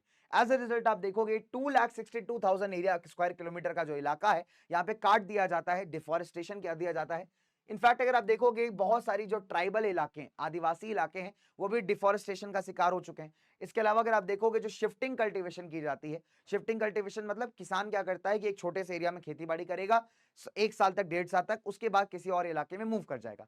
इससे क्या होता है कि बच्चे जिस इलाके में खेती बाड़ी कर रहा था, पहली बात तो उसके सारे न्यूट्रिएंट्स खिंच गए, है ना। अब क्या हुआ इससे कि सॉइल बेकार हो गई, मिट्टी बेकार हो गई वहां पे, तो पूरा एरिया डिग्रेड हो गया। तो शिफ्टिंग कल्टीवेशन एक बहुत बड़ा कॉज माना जाता है यहाँ पे हमारे लैंड एरिया के डिग्रेडेशन का, ठीक है, डन। दूसरा हमारा एनरिचमेंट प्लांटेशन। अब क्या किया है कि कुछ बड़ी बड़ी कंपनियों ने जंगलों के काफी सारे एरिया को काट दिया, जो नेचुरल जंगल है उसको काट के वहां पे एक प्रकार के पेड़ लगा दिए। फॉर एग्जाम्पल अगर आप देखोगे जो हिमालय के रोडोडेंड्रॉन का फूल होता है, बहुत जबरदस्त, बहुत सुंदर, तो उसके जंगल काट दिए गए। अब उसके जंगल काट करके वहां पे अलग अलग पेड़ लगा दिए गए जिसको मार्केट में बेच के पैसा कमाया जा सकता है। ऐसे अगर आप साउथ इंडिया जाओगे तो साउथ इंडिया में आप देखोगे तो वहां के जो नेचुरल जंगल है उनको काट दिया गया है, वहां पे भी टीक वगैरह का पेड़ लगा दिया गया जिसको बेच करके आप मार्केट में पैसा कमा सकते हो। तो ऐसे टाइप के प्लांटेशन को आप कहते हैं एनरिचमेंट प्लांटेशन। तो यहाँ पे क्या किया गया है कि जो नेचुरल जंगल है उनको काट करके सिर्फ अपने फायदे के लिए एक प्रकार का पेड़ लगा दिया गया है बहुत सारे बड़े इलाके में। इससे क्या हो रहा है, जंगल का नुकसान हुआ। दूसरी बात, अपने लालच के चक्कर में अपने एनवायरमेंट को डिग्रेड कर दिया। तो एक बहुत अच्छा एग्जांपल है किसका, बच्चे, हमारे एनवायरमेंटल डिग्रेडेशन का। लार्ज स्केल पे डेवलपमेंट प्रोजेक्ट चलाए जा रहे हैं। अब अगर आप देख सकते हो बच्चों के, हम लोग रोज कुछ ना कुछ बना रहे हैं, फ्लाईओवर हो गए, नए नए हॉस्पिटल हो गए, स्कूल हो गए, ऑफिस हो गए। अब इसके लिए जमीन कहां से आएगी, जमीन तो जंगल काट के आएगी यार, है ना। हाउसिंग सोसाइटीज हो गई, तो इसकी वजह से भी आप देख सकते हैं कि जंगलों को, जंगली जानवरों को बच्चे बहुत ज्यादा नुकसान हुआ है। फिर माइनिंग एक्टिविटी। माइनिंग एक्टिविटी बच्चे क्या करती है, नंबर 1, माइनिंग एक्टिविटी के चलते पहले बात तो जो आपका फॉरेस्ट एरिया है वो डिग्रेड होता है। फिर माइनिंग के चलते जो धूल मिट्टी उड़ती है उससे जो आप आसपास के जो वाटर बॉडीज हैं बेटा वो खराब होते हैं, वो पल्यूट होते हैं, उनको नुकसान पहुंचता है। फिर अगर आप देखोगे जो हमारे जंगली जानवर हैं बेटा, उनका घर भी बर्बाद हो जाता है। तो एज ए रिजल्ट आप कह सकते हो माइनिंग एक्टिविटी एक बहुत बड़ा थ्रेट है हमारे एनवायरमेंट को। फॉर एग्जांपल जो बक्सा टाइगर रिजर्व है, क्वेश्चन आता है आपका कि बक्सा टाइगर रिजर्व के पीछे का दिक्कत क्या है, कि बक्सा टाइगर रिजर्व में अगर आप देखोगे तो वहां पे डोलोमाइट निकाला जा रहा है। डोलोमाइट एक तरीके का मिनरल होता है, और डोलोमाइट माइनिंग के चलते बक्सा टाइगर रिजर्व में जो जानवर हैं बेटा वो बहुत ज्यादा इंपैक्ट हो रहे हैं। बक्सा कहां पड़ती है, आपकी वेस्ट बंगाल के अंदर। Now unequal access to resources. अब अगर आप देखोगे बच्चों यहाँ पे कि जो हमारे बेचारे कॉमन लोग हैं, जो गरीब लोग हैं, इनके पास बहुत कम संसाधन है, और जो अमीर लोग हैं वो क्या कर रहे हैं बच्चे, यहाँ पे सारे संसाधनों पे कब्जा कर रहे हैं। फॉर एग्जांपल मान लीजिए कोई बहुत बड़ी फर्नीचर बनाने वाली कंपनी है, अभी वो क्या करेगी, सरकार को थोड़े पैसे खिलाएगी, पैसे खिला के जो है जंगल काटना स्टार्ट कर देगी, जंगल काट के जो लकड़ी होगी उसकी फर्नीचर बनाएगी। लेकिन ब्लेम किसके ऊपर आएगा, ब्लेम तो आएगा बेचारे हमारे गरीब लोगों पे। अब दिक्कत क्या है, गरीब लोगों पे ब्लेम लगाया जाता है कि ये लोग जो जंगल से लकड़ी काटते हैं अपना खाना बनाने के लिए, उससे डिफोरेस्टेशन हो रहा है। और जो बड़ी बड़ी कंपनियां यहाँ पे जंगल काट करके लकड़ियां ले जा रही फर्नीचर बनाने के लिए, उससे नहीं हो रहा डिफोरेस्टेशन। तो यहाँ पे यही दिक्कत है यार कि अनइक्वल एक्सेस टू रिसोर्सेज। जो अमीर है, जिसके पास पैसा है, वो ज्यादा कब्जा करके बैठा है, जो गरीब है बेचारा उसके पास बिल्कुल भी नहीं है। राइट, चलिए, तो अभी क्या हो रहा है बच्चों, इन सब रीजन से अगर आप देखोगे तो इसका सामाजिक इफेक्ट भी बहुत ज्यादा है। राइट, अगर आप देखोगे जो हमारा जंगलों को काटना, एनवायरमेंटल डिग्रेडेशन, ये सिर्फ बायोलॉजिकल इशू नहीं है, बट इसका सामाजिक इंपैक्ट भी बहुत ज्यादा है। अगर फॉर एग्जाम्पल अगर आप देखोगे कई सारी सोसाइटीज के अंदर जो महिलाएं हैं, गांव वगैरह के अंदर, आदिवासियों के अंदर, उनकी जिम्मेदारी है कि लकड़ियां बटोर करके लाना, है ना, खाना बनाना, है ना, पानी भर के लाना, ये सब इनकी कॉमन जिम्मेदारियां।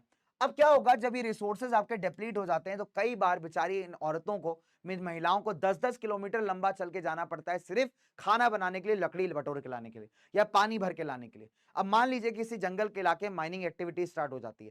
पहले उस जंगल के आसपास एक नदी थी, एक नाला था, साफ सुथरा पानी था वहां पे, तो वहां पे रहने वाले लोग बड़े आसानी से वहां से जंगल से लकड़ी भी काट लाते थे, थोड़ी थोड़ी पानी भी भर लाते थे, जिनका काम चल जाता था। अब माइनिंग एक्टिविटी के चलते क्या हुआ कि जंगल बर्बाद हो गया, पानी जो था पल्यूट हो गया, तो बेचारों को अभी पानी और लकड़ी ढूंढने के लिए बहुत दूर जाना पड़ेगा। खासकर महिलाओं को 10-10, 12-12 किलोमीटर दूर जाना पड़ रहा है, तब जाकर के इनको बेसिक रिसोर्सेज मिल रहे हैं। तो इससे हो क्या रहा है, जो पैसे वाला है वो तो अपना बेनिफिट ले रहा है, माइनिंग करके पैसे कमा रहा है, लेकिन जो हमारी बेचारी औरतें, जो हमारी ये नॉर्मल लोग हैं, कॉमन लोग हैं, ये बहुत ज्यादा यहाँ परेशान हो रहे हैं।